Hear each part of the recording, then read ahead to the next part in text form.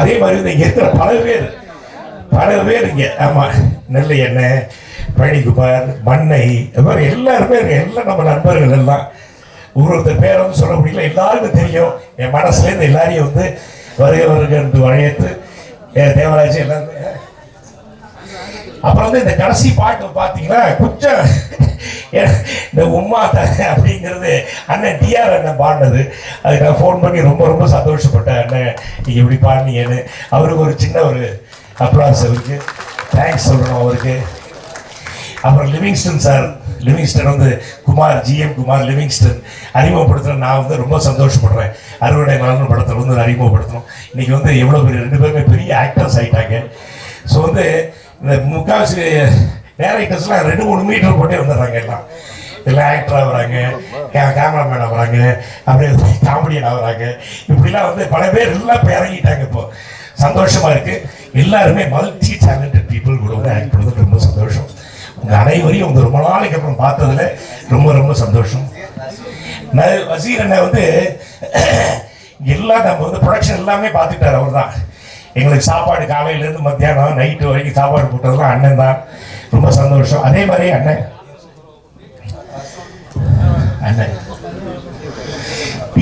பீருக்காக அண்ணன் இவங்க எல்லாருமே வந்து ஒரு குடும்பம். ஸோ இப்போ குடும்பத்தை பிரதர்ஸு எங்களுக்கு வந்து வாங்க. ரஃபீக் வந்து ப்ரொடக்ஷன் மேனேஜரு. ஆமாம், இந்த ஆள் நினச்சாதான் நாங்கள் வந்து எங்கேயுமே போக முடியும். அதே மாதிரி வந்து ரசூல் இப்படி வந்து பல பேர் இருந்தாங்க.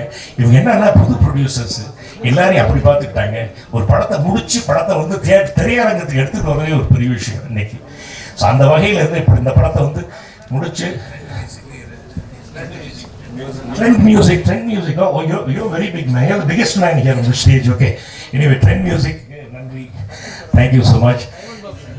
சக்திவேல் ஃபிலிம் வந்து வாங்கியிருக்காங்க படத்தை. அவங்களுக்கு வந்து நன்றி சொல்ல கடமைப்பட்டிருக்கோம். ஏன்னா படம் பார்த்துட்டு நல்லா இருக்குன்னு கேள்விப்பட்டு வாங்கியிருக்காங்க, நல்லா இருக்குன்னு பார்த்துட்டு வாங்கியிருக்காங்க. அந்த வகையில் இந்த கந்தன் அண்ட் குரூப் எல்லாருக்கும் என்னோட மனமார்ந்த வாழ்த்துக்களை நன்றியை தெரிவிச்சுட்டு, இந்த படம் வந்து நீங்கள் எல்லாரும் வந்து பெருசாக ஆதரிக்கணும் அப்படிங்கிறது, இந்த சின்ன பசங்களை எல்லாரும் ஆதரிக்கிட்டீங்க என்னோட வேண்டுகோள். நன்றி, வணக்கம். அப்புறம் வந்து முக்கியமாக வந்து என் டைவர் பாபு எனது சகோதரன் வணங்க முடியாது. பாபு இல்லைன்னா எங்கள் வீட்டில் பல விஷயங்கள் நடக்காது. அதே மாதிரி இந்த படத்துல வந்து இவ்வளோ தூரம் மூவ் ஆகிறதுக்கு காரணமே வந்து டைவர் பாபு தான். அவருக்கு நன்றி சொல்ல காரணப்பட்டிருக்கோம். வணக்கம், நன்றி, வணக்கம். அரங்கம் நிறைந்து வழிந்து அரங்கத்தின் நிலையையும் நிறைந்து வழியக்கூடிய இந்த காட்சி காண கண் கொள்ளாதது. இப்படியே திரையரங்கம் நிறைந்து அரங்கங்கள்லாம் தங்கள் சுரங்கங்களை வசூலை கொட்டி ராஜபுத்திரன் மாபெரும் பேரரசனாக விலைகளை வாழ்த்தி விடைபெறுகிறேன். நன்றி, வணக்கம். மேடையில் அமர்ந்திருக்கும் அனைத்து டிக்னேட்டரிகளுக்கும் மற்றும் இந்த படத்தின் நாயகன் வெற்றி அவர்களுக்கும், பிரபு சார் மற்றும் விழாவின் நாயகன் நோஃபர் அவர்களுக்கும் வாழ்த்துக்கள். ஒரு படம் வந்து வெற்றி எங்கே நினைவாகும்னா, படத்தோட டைட்டில் ராஜபுத்திரன். இது வரைக்கும் ஒரு 100 தடவை எல்லாரும் எங்களுக்கு சொல்லிட்டாங்க, அருமையான டைட்டில். ஸோ வெற்றிக்கான முதல் படி அங்கேயே ஸ்டார்ட் ஆகிடுச்சு. அதுக்கு பிறகு சக்தி ஃபிலிம் ஃபேக்ட்ரி, சக்தி வேலன் அவரோட பேனர் எங்கே இருக்கோ அது 2வது படம் வெற்றிக்கின்ற ஒரு அறிகுறி இருக்குது. ஸோ அதுவும் இந்த படத்தில் ஆல்ரெடி இருக்குது. டைரக்டர் வந்து கந்தசாமி சார் வந்து ஒர்க் பண்ணது நந்தா பெரியசாமி சார், வசந்த் சார்கிட்ட. அவர் ரொம்ப எல்லாரும் இங்கே இருக்கிற பாதி பேர் வந்து எவ்ரி 10 மினிட்ஸுக்கு எல்லாரையும் ஃபாலோ பண்ணி கால் பண்ணி காலையிலேருந்து வர வச்சுருக்காங்க. அவர் சிறந்த வெற்றி பெறுவதற்கு எல்லோரும் கண்டிப்பாக நீங்கள் ஒரு வாழ்த்து தெரிவிக்கணும். இந்த படம் உம்மா தர்ற அம்மா அவரோட சாங் ஒரே வைரல் ஆகிடுச்சு. ஸோ அந்த சாங்கால் இந்த படம் வந்து ஒரு எக்ஸ்ட்ரா மைலேஜாக கவனிக்கப்பட்டது. ஸோ இந்த படம் எல்லோரும் ரொம்ப நாளைக்கு அப்புறம் ஒரு அப்பா மகனுக்கான ஒரு உறவை இந்த படம் கொடுத்துருக்குன்னு நினைக்கிறேன். பாட்டெல்லாம் சிறப்பாக இருக்குது, படம் நல்லா இருக்குது. இந்த படம் வெற்றி அடைய என்னுடைய வாழ்த்துக்கள். நன்றி. இந்த இடமே ரொம்ப வைப்பாக இருக்குது. காரணம் வந்து தெரியும், பர்னி ஸ்டுடியோ, பானுமதி அம்மாவுடைய ஸ்டுடியோ. அது ஒரு வைப்பை கிரியேட் பண்ணியிருக்குது. பிரபு சாரும் வந்து ரொம்ப உற்சாகமாக ரொம்ப அழகாக பேசிட்டு போனார். ஒரு விஷயத்தில் பாராட்டணும். பொதுவாக இந்த மாதிரி அப்பா பையன் கதையில் வந்து அப்பா வந்து சேரில் உட்காந்துருப்பாரு, பையன் வந்து நிற்பார். அதை மாற்றி அதுக்கு சம்மதிச்சிருக்கிறாரு. இளைய தலைமுறைக்கு வழிவிடணும்னு சொல்லி இந்த போஸ்டரை வந்து நம்ம வரவேற்கணும். பிரபு சாருக்கு நன்றி சொல்லணும். மகாகந்தனுடைய ஒரிஜினல் பேர் வந்து கந்தசாமி.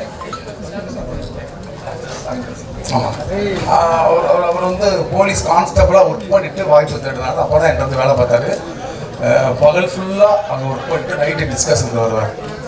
ஒரு 6 மணி 7 மணிக்கு வந்துட்டு அடுத்த காலையில் போய் குளிச்சுட்டு டியூட்டி போவார். சினிமாவுக்காக அப்படி வெறித்தனமாக சினிமா சாதிக்கே ஆகணும்னு சொல்லி வந்தவர் தான். அவருக்கு ஒரு பெரிய கைத்தட்டல் கொடுக்கலாம். தம்பி நல்லா கான்செப்ட் விட நிறைய சம்பளம் கிடைக்கும், ஏன்னா இங்கே வந்து கஷ்டப்படுறப்போ அங்கே போய் கஷ்டப்பட ப்ரொமோஷன் கிடைக்கிறாங்க. ஆனால் இங்கே வந்து கஷ்டப்பட்டு டைரக்டரை ப்ரொமோஷன் பண்ணியிருக்கிறாரு. அவருக்கு வாழ்த்துவோம். ரொம்ப அடம்பிடிப்பார், ரொம்ப அடம்பிடிச்சு எதையுமே வந்து சாதிச்சு காட்டுவார். இப்போ இந்த படத்தை காட்டாமல் அடம் பிடிச்சிட்டு இருக்காப்புல. நீங்கள் தேட்டரில் வந்து பாருங்கள் சார், வைப்பில் வந்து நீங்கள் வந்து கைத்தட்டி பாருங்கன்றாப்புல. ரொம்ப சந்தோஷமாக இருக்குது. இங்கே நிறைய பேர் வந்திருக்கிறாங்க, நிறைய பேசணும். மாபெரும் வெற்றியிலேயே இறைவனை வேண்டி வாழ்த்துக்கிறோம். நன்றி. ராஜபுத்திரன் நிறைய பர்சனல் கனெக்ட் உள்ள படம். நிறைய பேசுறதுக்கு இருக்கு. ஆனால் இங்கே வந்து ஒரு திருவிழா மாதிரி ஒரு கூட்டம், கிட்டத்தட்ட மாநாடு மாதிரி நடந்துக்கிட்டு இருக்கு இந்த விழா. நான் ரொம்ப டைம் எடுத்துக்க விரும்பலை. 8 தோட்டாக்கள் ஜிவி ஆரம்பித்து மிக சிறப்பான படங்களை பண்ணிக்கிட்டு இருக்க சகோதரர் படங்கள் வந்து தொடர்ச்சியாக நான் வெளியிடுவேன். அவருடைய படங்கள் வெளியிடுறப்ப எல்லாம் வெற்றி கிடைக்கும். அந்த மாதிரி ஒரு படமா இந்த ராஜபுத்திரனும் அமையும் அப்படின்னு நான் நம்புறேன்.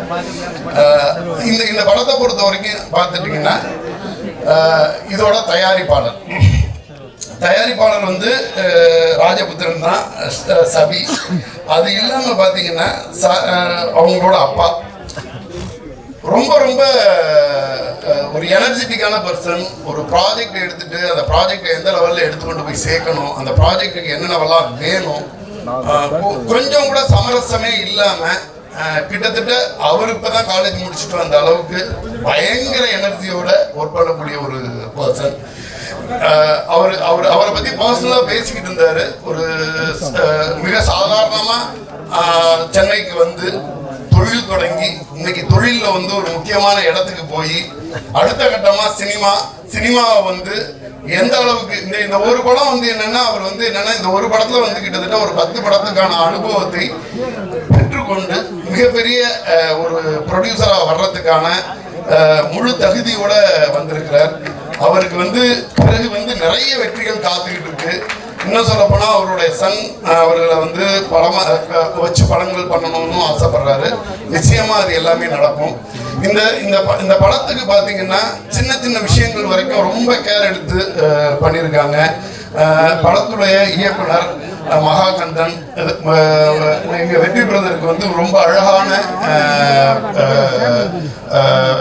காதல் காட்சிகளா இருக்கட்டும் ரொம்ப ரொம்ப ரொம்ப அழகா பண்ணியிருக்காரு.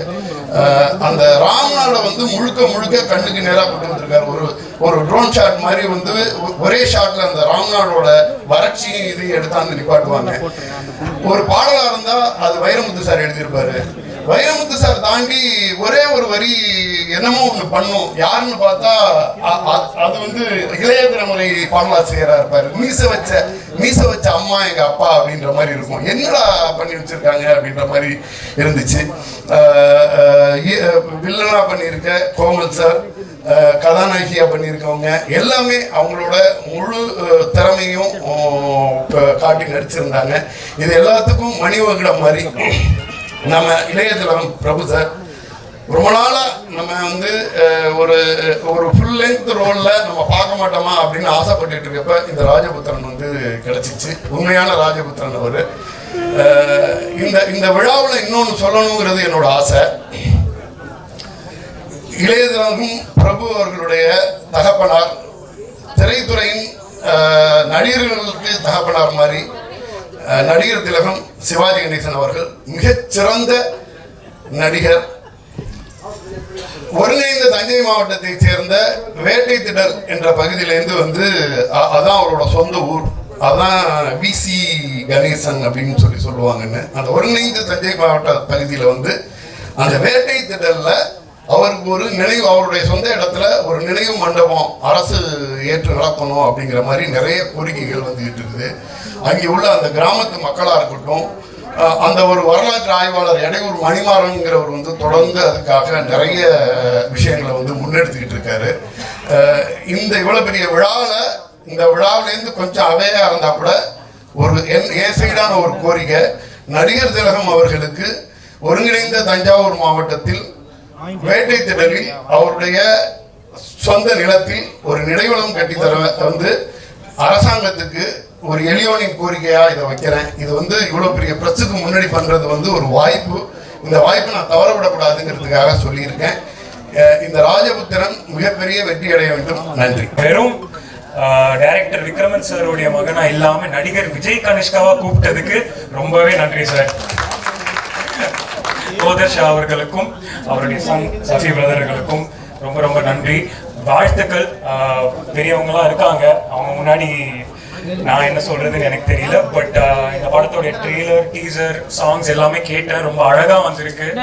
ரொம்ப ஒரு தேவையான ஒரு விஷயம் இது நம்ம தமிழ் சினிமாக்கு. இப்போ இந்த மாதிரி வில்லேஜ் ஸ்டோரியில வர பேக்ரவுண்ட் உள்ள ஸ்டோரிஸ்.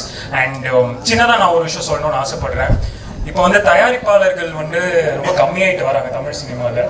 ஸோ இந்த மாதிரி புது தயாரிப்பாளர்கள் வரும்போது அவங்களை கொண்டு போய் சேர்க்கறதுன்றது நம்மளுடைய இதுவும் உங்களுடைய இதுவும் தான். சரிங்களா? நம்ம எல்லாம் சேர்ந்து தான் அவங்களை கொண்டு போய் வைக்கலாம். ஏன்னா திரும்பி அவங்க அப்பதான் நிறைய படங்கள் செய்வாங்க. அதுக்கான வாழ்த்துக்கள் எல்லாருக்குமே. And stunt director Rakesh brother, hi. என்னுடைய படத்துல வந்து அசிஸ்டண்டா வேலை செஞ்சாப்புல, இப்போ வந்து மெயின் ஸ்டண்ட் கோரியோகிராஃபரா வேலை செய்யறாரு. So very happy for you. அவங்களுடைய அப்பாவும் இருக்காரு, அவரும் ஹாய் சார். வீரமணி என்ன, அவங்கெல்லாம் அந்த ஸ்டன் சீக்வன்ஸ் எல்லாம் வந்திருக்கு காரணம்னா அவங்க 3-4 பேர் தான், இவங்க தான். ஸோ இவங்களுக்கு நான் நன்றி சொல்ல ஆசைப்படுறேன். அண்ட் இந்த படம் மிகப்பெரிய வெற்றி பெற என்னுடைய வாழ்த்துக்கள். Definitely is sure shot blockbuster. வெற்றி பிரதர் ஒரு ஸ்கிரிப்ட் செலக்ட் பண்ணாலே அது கண்டிப்பாக ஹிட்ன்ற மாதிரி வந்துடும். ஸோ அவருக்கும் என்னுடைய வாழ்த்துக்கள். அண்ட் படத்தில் நடிச்ச எல்லாருக்குமே என்னுடைய வாழ்த்துக்கள். நன்றி, தேங்க்யூ. விஜய் கணேஷ்கா, நீ என்றைக்குமே விக்ரம் சார் பையன்தான். அது நாங்கள் மக்களும் மறக்க மாட்டோம், யாரும் மறக்க மாட்டோம். ஏன்னா நீங்கள் என்றைக்குமே விஜய் கணேஷ்கா பையன்தான். நீங்கள் அதோட பெருமை எதுவுமே இல்லை உங்களுக்கு. ஓகேயா? ராஜபுத்திரன் இசை விழாவுக்கு வந்திருக்க அனைவருக்கும்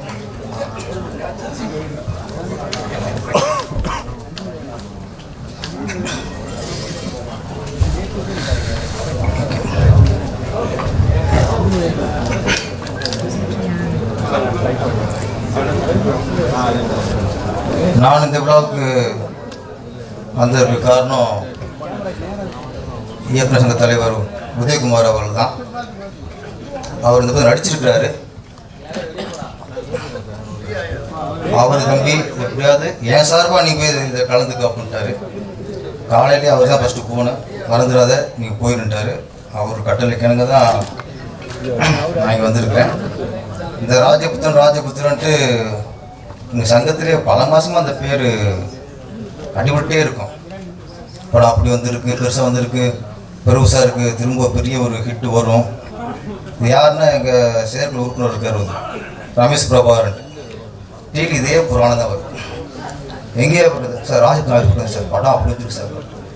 இவர் பில்டப் ஜாஸ்தியாக இருக்குது. நாங்கள் உண்மையை சொல்ல இருப்போமே. ஆமாம், நாளைக்கு கண்டி படம் நல்லா வந்திருக்கும். நல்ல விமர்சனம் ரமேஷ் பிரபாகரன். அங்கே டேங்கோப் சார், உங்களை பாதி பிஆர்ஓ அவர் ரமேஷ் பிரபாகர் இந்த படத்துக்கு. ராஜபுத்திரன் கதாநாயகர்னு சொல்லலாம். 2 கதாநாயகர்கள், பிரபு, வெற்றி. பிரபு சார் பற்றி சொல்லணும்னா, இப்போ ஒரு ஃபைட் மாஸ்டர் பையனாக இருக்கட்டும், ஒரு காமெடி நடிகர் பையனாக இருக்கட்டும், ஒரு மியூசிக் பையனாக இருக்கட்டும், ஒரு இயக்குனர் பையனாக இருக்கட்டும், எல்லாருமே ஒரு குணச்சித்திர ஆர்டிஸ்ட் பையனாக இருக்கட்டும், எல்லோரும் டக்குனு பையனாக முதல்ல ஹீரோ ஆகணும்னு தான் ஆசைப்படுறாங்க. ஆனால் இந்தியாவே வைக்கிற நடிகர் திலகம் சிவாஜி கணேசன் அவர்கள், உலகமே போற்றக்கூடிய நடிகர் சிவாஜி கணேசன் அவர்கள். அதெல்லாம் 82 நினைக்கிறேன், அவ்வளோ பீக்கில் இருக்கார். அப்போ அவருடைய பையன், அதாவது நடிகர் திலகத்தோட பையன் பிரபு அவர்கள் ஹீரோ அறிமுகமாகல, முன்னெடுத்து அறிமுகமானார். அதுக்கப்புறம் நலந்தான ஒரு படம், ஒரு கௌரவமான தோற்றம் தான் அதில். அப்புறம் கோழிக்கு ஊதுரு படம், அதில் ஃபஸ்ட்டு ஒரு ஹீரோவே வர்றார். ஏன்னா படிப்படியாக வந்தவர், இளைய திலகம் அப்படிங்கிறது படிப்படியாக வந்தவர். அதுக்கப்புறம் ஹீரோனுக்கப்புறம் அந்த இடத்த தக்க வச்சிட்டார். அதனால் இன்றைக்கும் தமிழ் திரையில் அசைக்க முடியாத இடத்துல இருக்கிற ஒரு பிரபு சார். அவரோட இன்னைக்கு வெற்றி வளர்ந்து வர நாயகன், எனக்கு பிடிச்ச ஒரு ஹீரோ அவர் வெற்றி. ஏன்னா அவர் நிறைய பழகிருக்கேன் அவர்கிட்ட, அவர் படங்கள் நிறைய பார்த்து வரேன். கதையை செலக்ட் பண்ணுறதுல ரொம்ப கவனமாக இருக்கார். அது மாதிரி புது இயக்குநர்கள், சிறிய இயக்குநர்கள், இவர் எல்லோரும் கதை வைப்பார். கதை பிடிச்சிருந்தா ஓகே, பெரிய டேரக்டர் தான் பண்ணுவேன் அதெல்லாம் இல்லை. இந்த இண்டஸ்ட்ரியில் இப்போதைக்கு வெற்றி மாதிரி கதாநாயகர்கள் ஜெயிக்கணும். ஜெயிச்சா தான் நிறைய புதிய இயக்குநர்களுக்கு வாய்ப்பு கிடைக்கும். சின்ன சின்ன ப்ரொடியூசர்கள் படம் பண்ண முடியும். அதுக்காக சப்போர்ட்டாக இருக்கிற வெற்றி. அவர் இந்த படத்தின் மூலமாக மிகப்பெரிய வெற்றி அடையணும். அப்புறம் இயக்குனர் மகா கந்தன், ஆமாம், அவருக்கு வந்து ரொம்ப நன்றி உணர்வு ஜாஸ்தியாக இருக்குது. அவர் நன்றியே ஆரம்பம் சொல்லிட்டு இருந்தார் எல்லாருக்கும். கடைசியாக பிடிச்சிட்டு விட்டுட்டார், அவர் மறந்துட்டார். ஏன்னா பிடிச்சிருந்த மனசுக்குள்ள இருக்கார், மொத்தம் வெளியே இருக்காங்க. வெளியே இருக்க சொல்லிவிட்டு மனசில் உள்ள விட்டுவிட்டார். டாக்டர் ஏன் வந்து நன்றியை தேவைப்பட சொல்லிட்டாரு. எந்த இயக்குனராக இருக்கட்டும், நடிகராக இருக்கட்டும், மறக்கக்கூடாத ஆளாருன்னா தயாரிப்பாளர் தான்.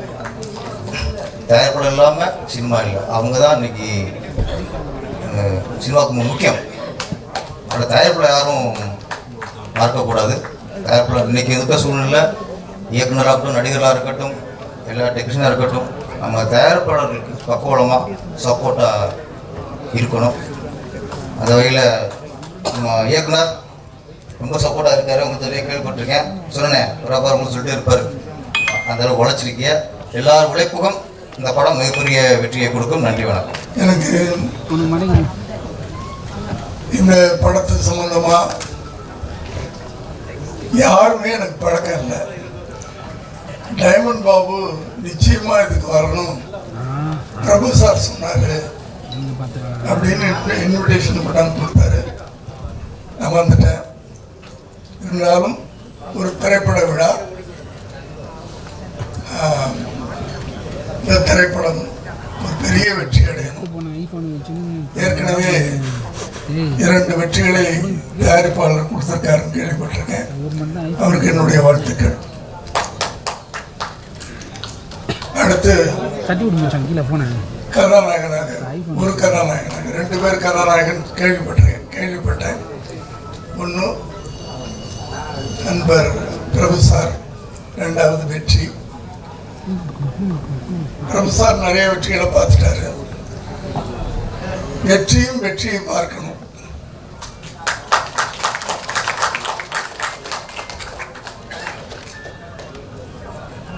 ஏன்னா திரையுலகத்தில் போராடிட்டு இருக்கிறாரு எல்லாருமே, கலைஞர்களும் சரி, நடிகர்களும் சரி, தொழில்நுட்ப கலைஞர்களும் சரி, தயாரிப்பாளர்களும் சரி.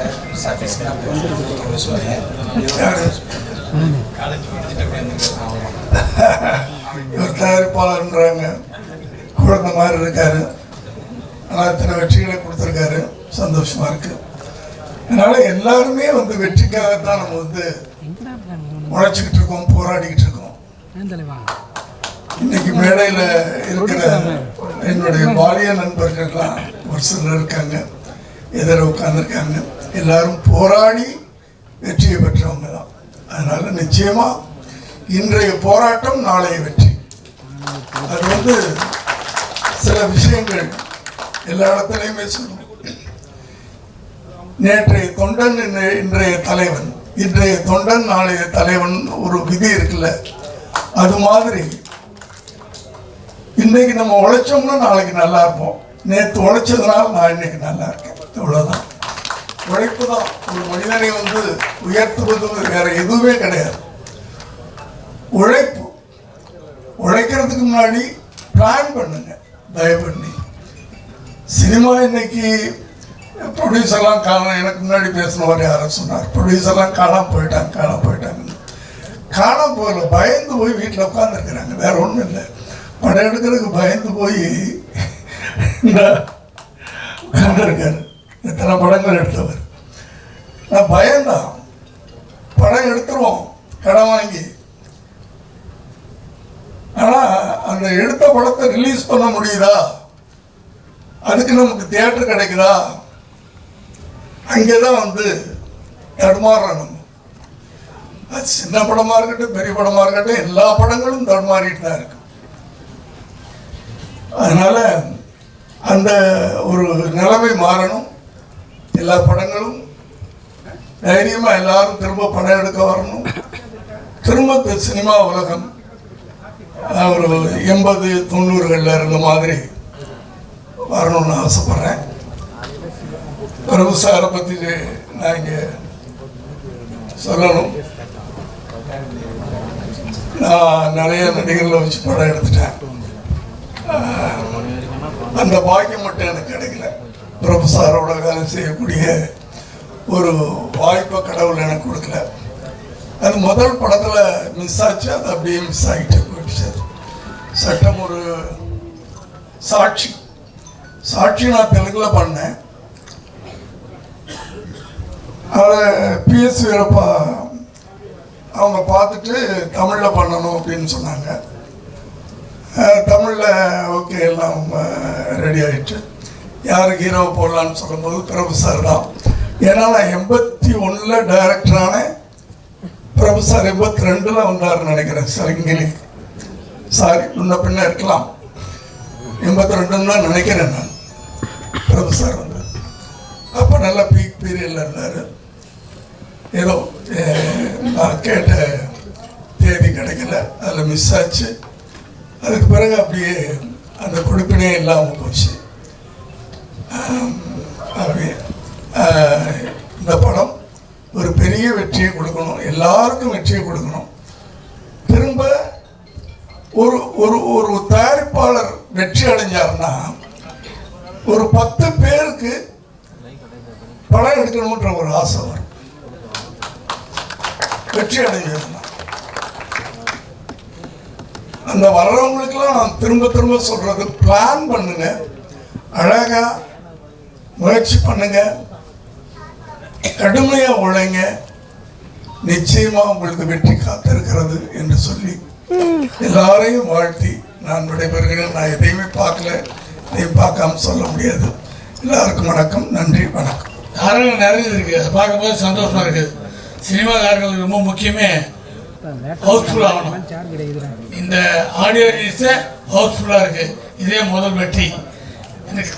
நம்ம ஜெயம் பிரபு சார் பேர் சொன்னாங்க, அவ்வளோதான். சார் சொன்னாங்க ஒன்று வர சொல்லுங்க. பிரபு சார் பேர் சொன்னால் எனக்கு நினைவாற்றல் சரியாக இருக்கிற வரைக்கும் அவர் எங்கே எப்போ சொன்னாலும் நான் இங்கே வந்து நின்றுவேன். ஏன்னா அந்த ஒரு ஜீவன் என்ன ஓகே இந்த பையன் சொல்லனா இந்த மேடையில் நான் இல்லை. நான் வேணால் இப்போவாது பரவாயில்ல, இதே சட்டைக்கிட்ட போட்டு கொஞ்சம் பார்க்குற மாதிரி கொஞ்சம் உருவமாக இருக்கேன். நான் ஒரு 21 வயசு எப்படி இருந்திருப்பேன் பாருங்க. என்னை பார்த்தா ஒரு டைரக்டராக மதிக்க மாட்டாங்க. கன்னிராசி பூஜை அதில் இளையராஜா சார் பக்கத்தில் இருக்கிறாங்க, பிரபு சார், அப்புறம் எல்லிபி சார், இவங்க நிற்கிறாங்க. பூஜை செய்கிற ஐயர் வந்து எல்லார்ட்டையும் அந்த பூ இதெல்லாம் கொடுத்து ஐஸ்வர்யம் வாங்குறாங்க. நானும் போய் கை நீட்டேன், என்னை தள்ளி விட்டார். அப்புறம் தீர்த்த நான் போய் கை நீட்டேன், தள்ளிட்டாரு. ஏதோ தேவையில்லாமல் ஒருத்தன் வந்திருக்காங்க. அப்புறம் இளையராஜா சொன்னார், இவன் தான் டைரக்டர். அதுக்கப்புறம் அவர் என்கிட்டையும் மாத்திரம் சொன்னார். அந்த அளவுக்கு என்னை பார்த்தா டைரக்டராகவே தெரிய மாட்டேன். அப்படி ஒரு உருவம் இருந்த என்ன, இவன் ஒரு டைரக்டராக ஒரு கதை சொல்கிறான், இவன் நிச்சயமாக ஒரு நல்ல படம் எடுப்பார் நம்பி எனக்கு காட்சி கொடுத்தாருல, அந்த தெய்வத்தை இன்னொருத்துக்கும் வாழ்க்கை அற்புதமான மனிதர். அந்த உருவத்துக்கும் அந்த கோலத்திற்கும் சம்மந்தம் இருக்காது. அவர் கம்பீரத்துக்கு அவர் குழந்தை மாதிரி பேசுவார். என்கிட்ட நான் டேரக்டர்கிட்ட வந்து எங்கள் டேரக்டர்கிட்ட வந்ததில் ஒரு சொல்லி கொடுக்குற காரணம் இல்லை, இப்படி பண்ணுங்க நீ இல்லைங்க அப்படிலாம் பேசுவேன்.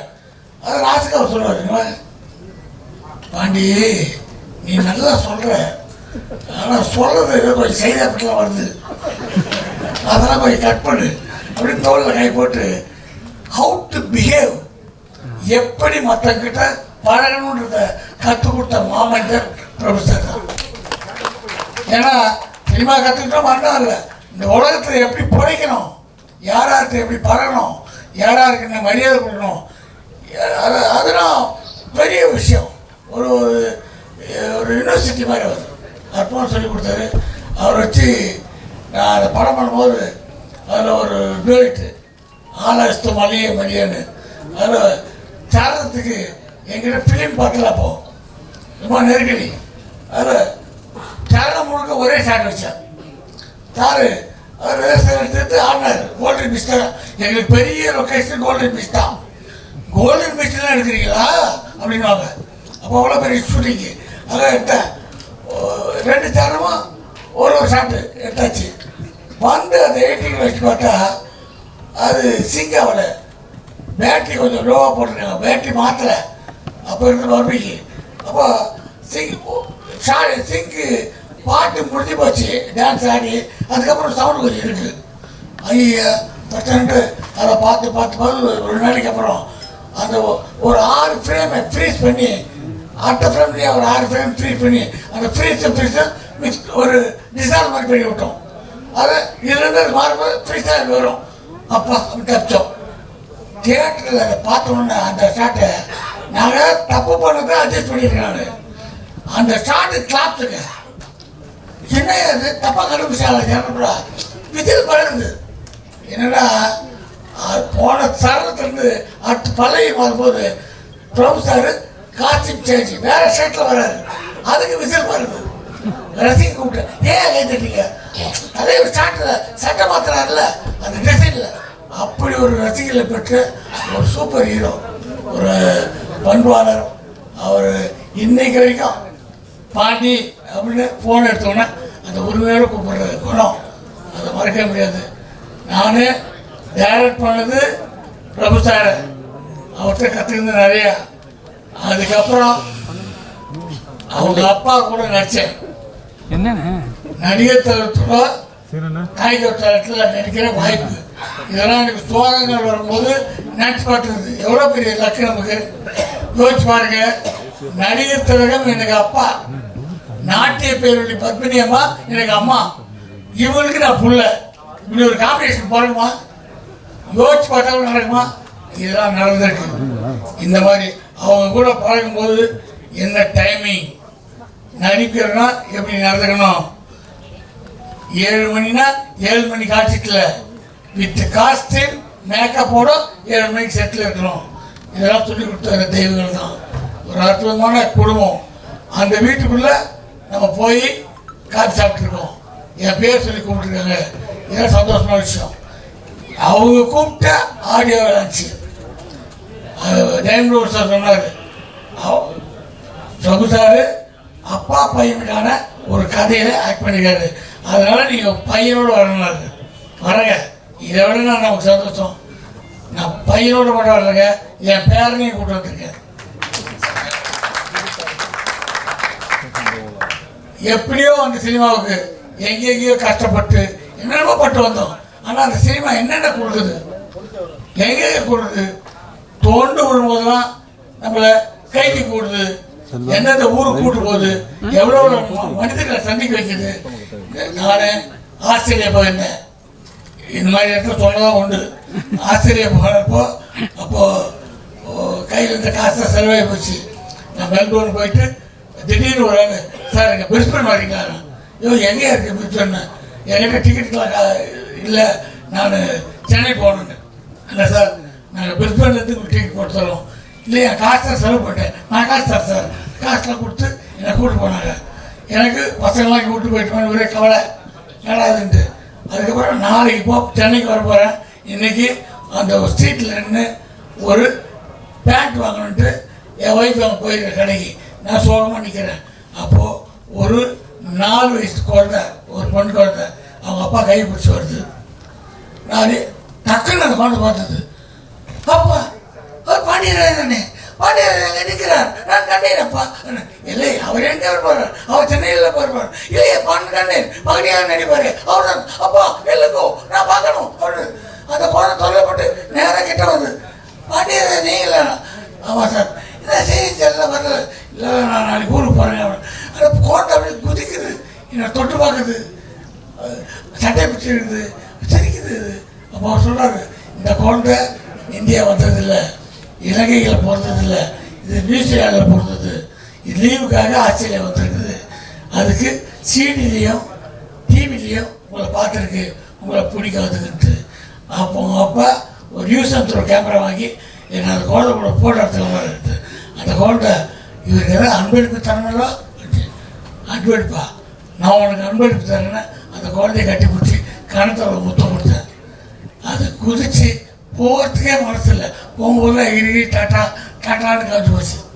யார் பெற்ற குழந்தையோ இந்த சினிமாவும் தமிழும் நம்மளை எல்லா காலத்துக்கும் கூட்டு போது. இதுக்காக அழலாம், கஷ்டப்படலாம், வேதனைப்படலாம், என்ன கஷ்டத்தை நினைக்கலாம். சினிமா வாழ்க, சினிமா நம்பிக்கை நல்ல உள்ளவங்க வாழ்க. நன்றி.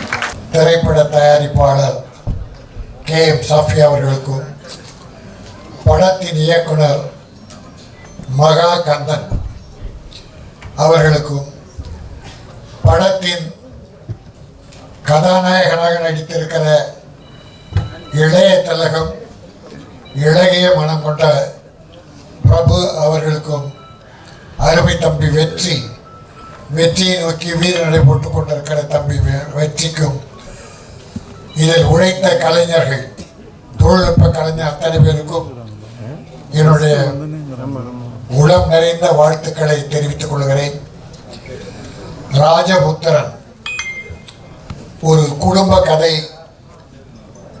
இன்றைக்கு தமிழ்நாட்டிலே எத்தனை மாடர்ன் கதைகள், வெளிநாட்டு கதைகள், புதிய நாகரிக கதைகள் வந்தாலும் குடும்ப கதைகள் மிகப்பெரிய வெற்றி பெற்றுக் கொண்டிருக்கிறது. இது பிரபுவும் வெற்றியும் நடித்திருக்கிற இந்த படம், தம்பி மகாகந்தன் இயக்கி இருக்கிற இந்த படம், தம்பி KM சஃபி தயாரித்திருந்த இந்த படம் நிச்சயமாக ஒரு பெரிய வெற்றியை பெறும். இந்த கடந்த ஒரு வருடத்திலே பார்த்தால், அதன் முன்னாலும் சரி, சிறு முதலீட்டிலே தயாரிக்கப்பட்ட நல்ல கதை அம்சம் கொண்ட சிறு முதலீட்டு படங்கள் வெற்றி பெற்றிருக்கிறது. இப்பொழுது கூட மாமன் ஒரு நல்ல அருமையான குடும்ப கதை, எந்த கவர்ச்சியும் இல்லை, எந்த பெரிய குரூப் டான்ஸும் இல்லை, ஒரு பெரிய ஃபைட் 5-6 ஃபைட் இல்லை, கதையை அருமையாக சொல்லியிருக்காங்க. டூரிஸ்ட் ஃபேமிலி நல்ல கதை சொல்லியிருக்காங்க, அருமையான கதை சொல்லியிருக்காங்க. அதை போல ராஜபுத்திரனும் அருமைக்குள்ள மகா கந்தன் ஒரு நல்ல டைரக்டர், அருமை தம்பிக்கு பெரிய எதிர்காலம் இருக்கு. இந்த படம் வெற்றியின் மூலமாக இந்த சஃபி மட்டுமல்ல, கிரசன் கிரியேஷன் மட்டுமல்ல, தமிழ் திரை உலகத்திற்கே ஒரு நல்ல ஒளி மிகுந்த எதிர்காலம் கிடைக்கும். இங்கே வாழ்த்து வந்திருக்கிற அத்தனை நல்ல உள்ளங்களும் இந்த படம் வெற்றி பெறுவதன் மூலம் தமிழ் சினிமா மேலும் உயர வேண்டும். இன்றைக்கு உண்மையிலே கஷ்டத்தில் இருக்கிறது, யாராலும் மறுக்க முடியாது.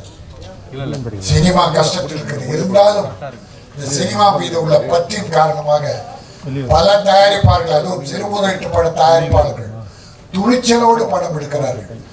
அதனால் இந்த போல ராஜபுத்திரன் படம் மிகப்பெரிய வெற்றி பெற என் அருமை பத்திரிகையாளர்கள், மீடியா நண்பர்கள் நல்ல படங்களை சிறப்பாக எழுதுகிறீர்கள். குறைகளை கொஞ்சம் எழுதி, நிறைகளை நிறைவாக எழுதி இந்த படம் ஒரு பெரிய வெற்றி படமாக வளர நீங்களெல்லாம் பேர் உதவி புரிய வேண்டும். வந்திருக்கிற அத்தனை நல்ல உள்ளங்களும் மனம் நிறைந்து வாழ்த்துகிறோம். இந்த படம் மிகப்பெரிய வெற்றி பெறும். இதை தொடர்ந்து 10 தயாரிப்பாளர் வருவார்கள். தமிழ் சினிமா வளரும். நம்முடைய தயாரிப்பாளர் போட்ட பணத்தை மீண்டும் எடுப்பார் அடுத்த படம் தயாரிப்பார், அதுவும் வெற்றி படமாக அமையும் என்று சொல்லி விடைபெறுகிறேன். நன்றி. டைரக்டர் மகாகந்தன் பேசும்போது சொன்னார், இந்த படத்தை பார்த்து கரெக்ஷன்லாம் சொன்னேன்னு. கரெக்ஷன்லாம் இல்லைப்பா, சின்ன ஃபீட்பேக்லாம் கொடுத்துருந்தேன். ஆனால் அவர் கால் பண்ணிவிட்டு எனக்கு ஒரு வாரம் முன்னாடி சொன்னார், சார் நீங்கள் சொன்னதெல்லாம் ரொம்ப உபயோகமாக இருந்தது. படம் பார்த்த உடனே நம்மளுக்கு ஒரு சில விஷயங்கள் தோணும். நீங்கள் ஊடகத்தில் ரிவ்யூ பண்ணுற பல கிரிட்டிக்ஸ் எல்லாம் நீங்கள் படம் பார்த்த உடனே தோணும், இப்படி இருந்திருக்கலாமே அப்படி இருந்திருக்கலாமேன்னு. அதே மாதிரி தான் எனக்கும் இப்படி இருந்தால் அப்படி இருந்தால் நல்லா இருக்குமே, இந்த மாதிரி இந்த டைலாக் போட்டு ஒரு ஜஸ்டிஃபை பண்ண முடியாதா அப்படிலாம் நான் சொன்னதை வந்து ஏற்றுக்கிட்டு அவர் அந்த படத்தில் இந்த விஷயம்லாம் நான் ஆட் பண்ணியிருக்கேன் சார் சொன்னார். அதை கேட்கும் போதே சந்தோஷமாக இருந்தது. அது இங்கே மேடையிலும் சொல்கிறாரு, கரெக்ஷன்லாம் சொல்லுங்க, உங்களை மாதிரியே நானும் கொஞ்சம் ஒரு கருத்துக்கள் தான் சொன்னேன். அந்த கருத்துக்களை ஏற்றுறதுக்கு நன்றி. அண்ட் இன்னைக்கு ஒரு முக்கியமான நாளை நான் பார்க்குறேன். தமிழ் சினிமாவில் பார்த்தீங்கன்னா இன்னைக்கு டூரிஸ்ட் ஃபேமிலி அப்படின்ற ஒரு படக்குழு அவங்களுடைய கலெக்ஷன் உலக லெவலில் 75 கோடி அச்சீவ் பண்ணியிருக்குன்னு அவங்க சொல்லியிருக்கும் போது எவ்வளோ ஒரு சந்தோஷமாக இருக்குது. ஒரு மீடியம் பட்ஜெட்டில், சிறு பட்ஜெட்டு சொல்ல முடியாது, ஒரு 8லேருந்து 10 கோடியில் எடுக்கப்பட்ட ஒரு படம் உலகெங்கும் 75 கோடி கலெக்ட் பண்ணுது அப்படின்னா ஒரு நல்ல படம் கொடுத்தா தமிழ் ரசிகர்கள் உலகெங்கும் மிகப்பெரிய அளவில் வணிக வீதியில் வெற்றியை கொடுப்பாங்க அப்படின்றதுக்கு அந்த படம் ஒரு மிகப்பெரிய உதாரணமாக மாறி இருக்கு, ஒரு பெஞ்ச் மார்க்காக மாறி இருக்கு. இன்னைக்கு காலங்காலமாக நம்ம இனிமேல் பேச போகிறோம், டூரிஸ்ட் ஃபேமிலி மாதிரி உங்கள் படம் வரணும், டூரிஸ்ட் ஃபேமிலி மாதிரி வரணும் அப்படின்னு நம்ம சொல்லுவோம். அப்படிப்பட்ட ஒரு மிகப்பெரிய வெற்றியை கொடுத்த அந்த படக்குழுவுக்கு இன்னைக்கு அவங்க அனௌன்ஸ் பண்ணுறதுக்கு வாழ்த்துக்களை நம்ம சொல்லணும் எல்லா சார்பிலையும். ஓவர்சீஸில் அந்த படம் 15 கோடி மேலே கலெக்ட் பண்ணியிருக்கு. எந்த அளவு பாருங்க, எவ்வளோ பெரிய ஒரு வெற்றி பாருங்க. ஓவர்சீஸில் பெரிய நடிகர்கள் நடித்தா மட்டும்தான் வந்து திரையரங்கு வந்து படம் பார்ப்பாங்க. ஆனால் இன்னைக்கு இந்த படத்தை ஆஸ்திரேலியா, அமெரிக்கா எல்லா ஊர்லேயுமே பெரிய லெவலில் பார்த்து 15 கோடி மேலே அந்த படத்துக்கு கலெக்ஷன் கொடுத்துருக்காங்க. எதுக்காக இந்த கோடிகள் நம்பர்லாம் சொல்கிறேன்னா, நடுப்பு தயாரிப்பாளர் சங்கத்தினுடைய பொருளாதாரத்தை கொஞ்சம் சொல்ல வேண்டியிருக்கு. அந்த அளவு மிகப்பெரிய வெற்றி தமிழ்நாட்டில் மட்டுமே 55 கோடி லெவலில் இந்த படம் கலெக்ட் பண்ணி உலகெங்கும் இவ்வளோ பெரிய வெற்றி சாதனை பண்ணியிருக்குன்னா தமிழ் சினிமா மீண்டும் மீண்டும் ரசிகர்கள் சொல்றதும் பார்வையாளர்கள் சொல்றதும் ஊடக நண்பர்கள் நீங்க எல்லாரும் சொல்றதும் ஒன்னே ஒண்ணுதான், நல்ல சினிமா கொடுத்தா நாங்க அதை பாராட்டுவோம், மிகப்பெரிய வசூலை கொடுப்போம் அப்படின்னு அவங்க திருப்பி நீங்க எல்லாம் சொல்றீங்க, ஆடியன்ஸும் சொல்றாங்க. இந்த படத்தை நான் பார்த்தேன், உணர்வுபூர்வமா ஒரு அற்புதமான ஒரு படம், அழகான ஒரு கதை. எனக்கு ஆச்சரியமா இருந்தது. வெற்றி இந்த படத்தினுடைய முடிவெல்லாம் பார்த்தீங்கன்னா ரொம்ப சர்ப்ரைஸாக இருக்கும். இந்த மாதிரி ஒரு கதையெல்லாம் ஒத்துக்கிட்டு நடிக்கிறதெல்லாம் ரொம்ப தைரியம். ஏன்னா ஹீரோஸ்னாலே நான் ஃபைட் பண்ணி வின் பண்ணணும் அப்படின்லாம்வாங்க, அப்படி இல்லை, இந்த கதையோடு சேர்ந்து அந்த கதாபாத்திரமாகவே வெற்றி வாழ்ந்திருக்காரு. நான் வந்து கொஞ்சம் லேட்டாக வந்துட்டேன். நான் சரி 6 o'clock 7 மணிக்கு ஆரம்பிக்கன்னா 6:45 நான் வரும்போதே பார்த்தா இளைய திலகம் பிரபு சார் அவர் கிளம்பி போயிட்டார் சொன்னாங்க. அவர் 74 பேரை நான் அறிமுகப்படுத்திருக்கேன் சொல்ற கேட்டும் போது எனக்கு ரொம்ப எவ்வளோ பெரிய ஒரு விஷயம் பாருங்க. எத்தனை இயக்குநர்களை அறிமுகப்படுத்தியிருக்காரு. இந்த படத்துலையும் அவர் மூலமா ஒரு இயக்குனர் அவருடைய இந்த ராஜபுத்திரன் மூலமா வராரு. அவருக்கு என்னுடைய வாழ்த்துக்கள். பிரபு சார் அவருடைய ஆசீர்வாதம் தானே கண்டிப்பாக உங்களுக்கு வெற்றிகள் கிடைக்கும். தயாரிப்பாளர் புது தயாரிப்பாளர் ஷாஃபிக்கும் என்னுடைய வாழ்த்துக்கள். உங்களுடைய முயற்சி மிகப்பெரிய அளவில் வெற்றி அடையணும். இந்த நேரத்தில் ஒன்றையோட தான் சொல்கிறேன், நேரத்துலேருந்து ஒரு பரபரப்பு ஒன்று போயிட்டு இருக்கு. ஏதாவது ஒன்று பேசுறீங்க கந்தன், உங்கள் படமும் பரபரப்பாகும். நேற்று ஒரு இயக்குனர் அவர் பேசின ஒரு விஷயம் வந்து அந்த படமும் இதே தேதி 30ஆம் தேதி வெளியாகுது. அவர் பேசின விஷயம் மனசுக்கு சங்கடமாக இருந்தது. எப்படி ஒரு நடிகர், அவர் பேரெல்லாம் சொல்லலை, எப்படி ஒரு நடிகர் வந்து அவரை காயப்படுத்துறாரு. 2 வருஷம் கதை கேட்டு அவரோட டிராவல் பண்ணி கடைசியில் வந்து உங்களுக்கு டைரக்ஷனே வரலன்னு சொன்ன அவர் முன்னாடி நான் இந்த படத்தை எடுத்து ரிலீஸ் பண்ணுறேன் 30ஆம் தேதி, வியாபாரமும் பண்ணிட்டேன் அவர் சொல்லும்போது உண்மையிலே அந்த இயக்குனருக்கு என்னுடைய பாராட்டுக்கள், அந்த தைரியத்துக்கு என்னுடைய பாராட்டுக்கள். உண்மையிலே தைரியம், இது ஒரு மிகப்பெரிய தைரியம். ஆனால் நான் அவருக்கு வந்து ஒரு நண்பனா, ஏன்னா நான் எல்லா இயக்குநர்களும் சக்ஸஸ்ஃபுல்லாக வரணும், எல்லா தயாரிப்பாளர்களும் வெற்றி அடையணுன்ற எண்ணத்தில் அவருக்கு ஒரு நான் ட்வீட் ஒன்று போட்டேன். அது குறித்து நிறைய கமெண்ட்ஸ் வந்துட்டே இருக்கு, நிறைய பேர் அதை கமெண்ட் பண்ணிட்டே இருக்காங்க.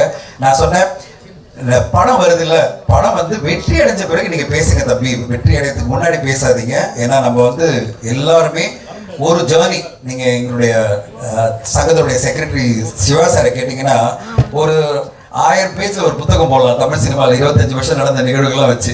ஆனால் நாங்கள் காதில் கேட்டுட்டு ஐயோ இப்படி நடந்ததா அப்படின்னு நாங்களாம் வந்து சார் வெளில பேசாதீங்க சார் அப்படின்னும். ஏன்னா பல விஷயங்கள் சினிமாவில் நம்ம பேச முடியாது. அதுவும் ஏன்னா பிரச்சனைகளோட தான் சினிமா நடக்கும். ஒரு சினிமா தயாரிப்பு என்பதும், ஒரு சினிமாவில் ஒரு இயக்குனரை கமிட் பண்ணுறதும் இல்லை ஒரு நடிகரை கமிட் பண்ணுறதும் அவ்வளோ ஈஸி கிடையாது. அதுவும் பாப்புலரான ஒரு நடிகரை கமிட் பண்ணுறதுலாம் அவ்வளோ ஈஸி கிடையாது. ஒரு இயக்குனர் என்பவர் கஷ்டப்பட்டு தான் ஒரு நடிகரை வந்து கன்வின்ஸ் பண்ண வேண்டியிருக்கும். அது பிறகு ஜெயிச்ச பிறகு பார்த்தீங்கன்னா அதே நடிகர்கள் வந்து அதே இயக்குனரை கேட்கும்போது அந்த இயக்குனர் சொல்லுவார், சார் எனக்கு உங்களோட பெரிய நடிகர் வந்துட்டாரு, அவரோட நான் பயணிக்க போறேன்னு சொல்லி இவர் கைவிட்டு போயிட்டே இருப்பாங்க. ஸோ அதுதான் சினிமா. சினிமா என்பது வந்து யாரையுமே என்ன சொல்றது ஒரு கட்டுப்பாட்டுக்குள்ள வைக்காது, யாரையும் கட்டுப்படுத்த முடியாது. நம்ம ஜெயிச்ச பிறகு இந்த உலகமே நம்ம கையில இருக்கும். அப்ப நம்ம சொல்லலாம், ஓரளவு டிப்ளமேட்டிக்கா சொல்லலாம். அதை விட்டுட்டு மொத்தமா ஜெயிக்கிறதுக்கு முன்னாடி படம் வெளியேறதுக்கு முன்னாடி சொல்றது உங்களுக்கு தேவையில்லாத ஒரு சங்கடத்தை உருவாக்கவே தம்பி அப்படின்ற மாதிரி நான் ட்வீட் போட்டிருந்தேன்.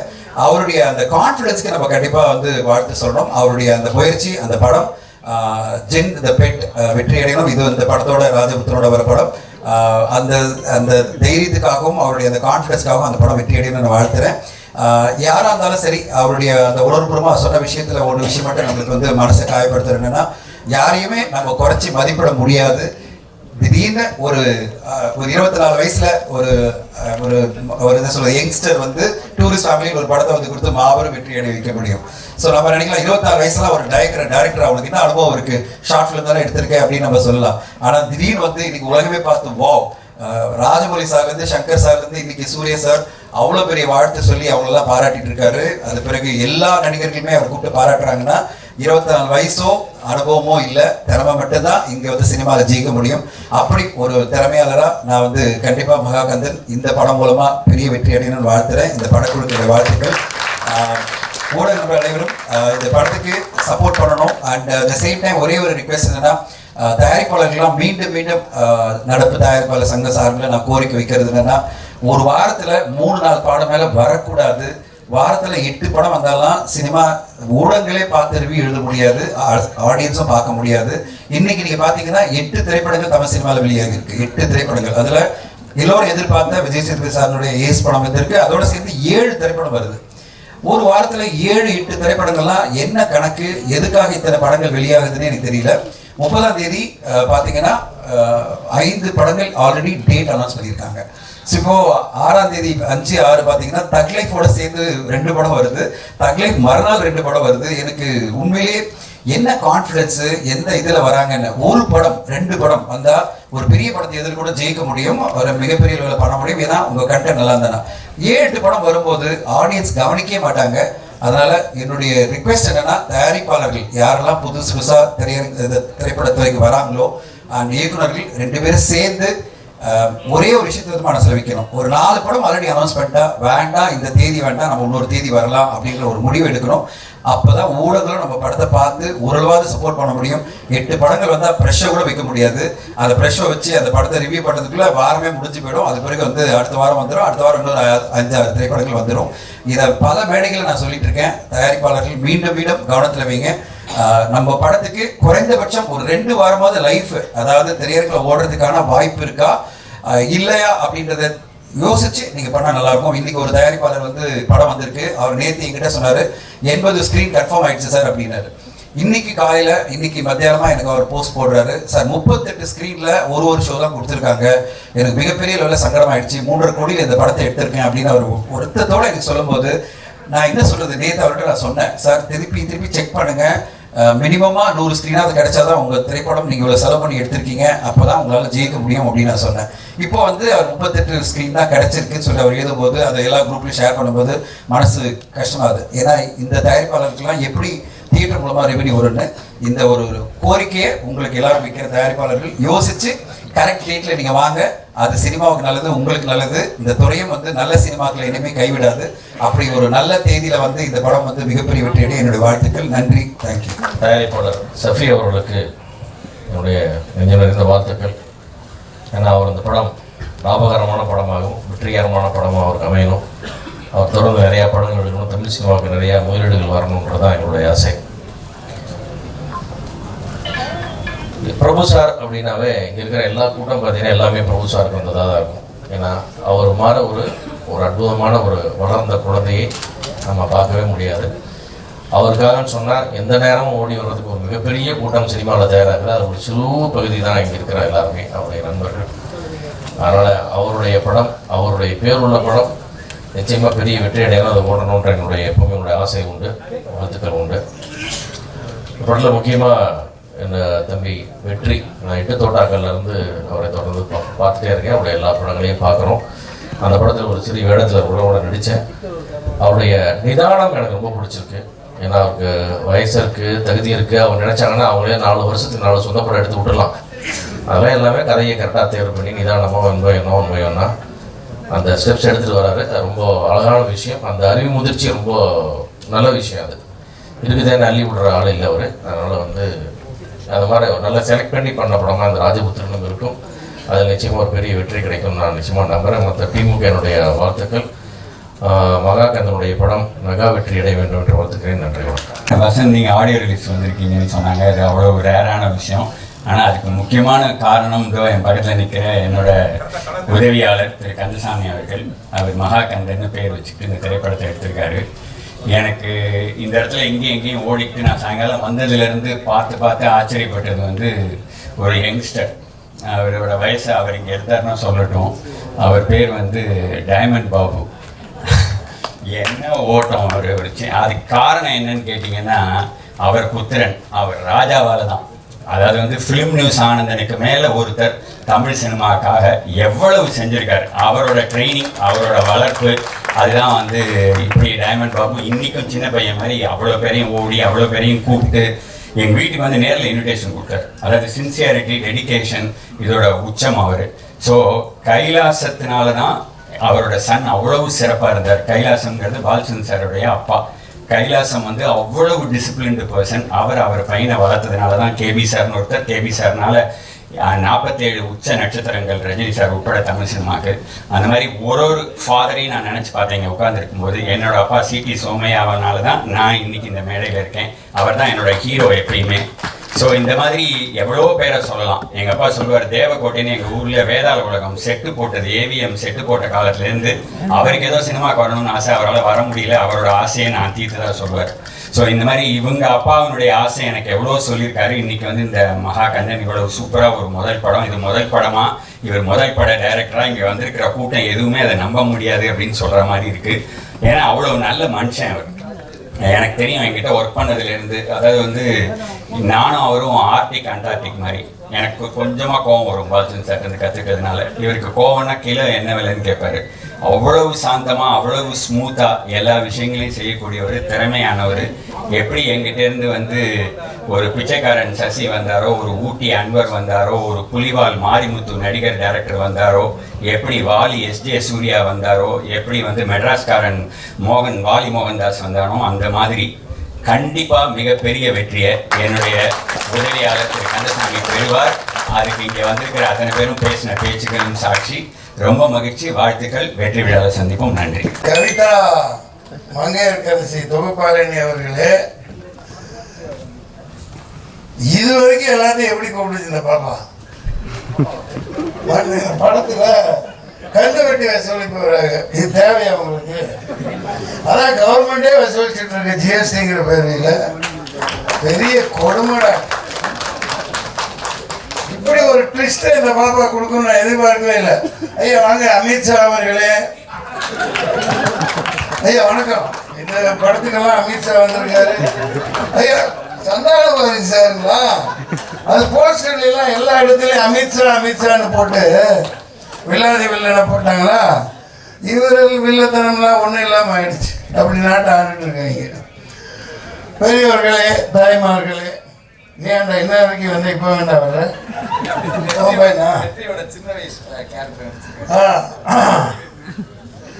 இந்த எல்லாம் போன பேர் என்ன கூப்பிடுறாங்க. சரி, ராஜபுத்திரன் பிரபு அவர்களே, ஐயா வரல, வந்து போயிட்டாங்களா? உடம்பா? அதெல்லாம் சும்மா அவருக்காவது உடம்பு சரியில்லாம இருக்கிறது. நான் வெளில விட்டுருக்க மாட்டேன். ஏன் விட்டீங்க? உங்களுக்கு ஒரு விஷயம் தெரியுமா? இந்த கூட்டத்தில் யாருக்காவது தெரியுமா? அதாவது அவர் அளவுக்கு இந்தியாவிலேயே குதிரை ஓட்டக்கூடிய ஆள் யாருமே இல்லை. ஜெயச்சந்திரன் சார் வணக்கம். பிரபு சார் கேப்டனே மிரண்டிருக்காரு. பெங்களூர்ல பயங்கரமா படிக்கல ட்ரைனிங் எடுத்தவர்.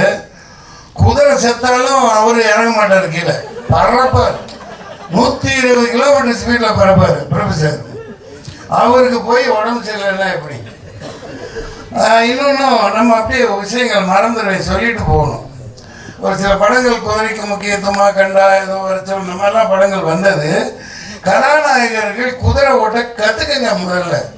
ஏன்னா அந்த கன்ராஜ் இப்போ டைமண்ட் பாபு சார் கன்ராஜ் தானே, ஆவணி 40 குதிரைக்கு மேலே வச்சுருக்காங்க. எங்கிட்ட தென்னவன் அவங்கெல்லாம் பாவம் குதிரைக்கு கொள்ளு எப்படி போடுவாங்க. கதாநாயகர்கள்லாம் பில்டப்லேயே வாழ்ந்துட்டு போகிறாங்க. ஒரு குதிரை ஓட்டம் செய்யணும்னா குதிரை கற்றுக்கணும். அது என்ன ஒரு 1000 2000 10,000 கொடுத்து கற்றுக்கிறதுல என்ன? கற்றுக்க மாட்டேங்கிறாங்க. பில்டப்லேயே ஓடிட்டு இருக்குது. பில்டப்லேயே எல்லாம் ஓடுது. குதிரையும் பிழைக்கும், அவங்களும் பிழைப்பாங்க. அதனால இது ஒரு தகவலா இனிமேல் வர்ற கதாநாயகர்கள். உனக்கு குதிரை ஓட்ட தெரியுமா? உண்மையா?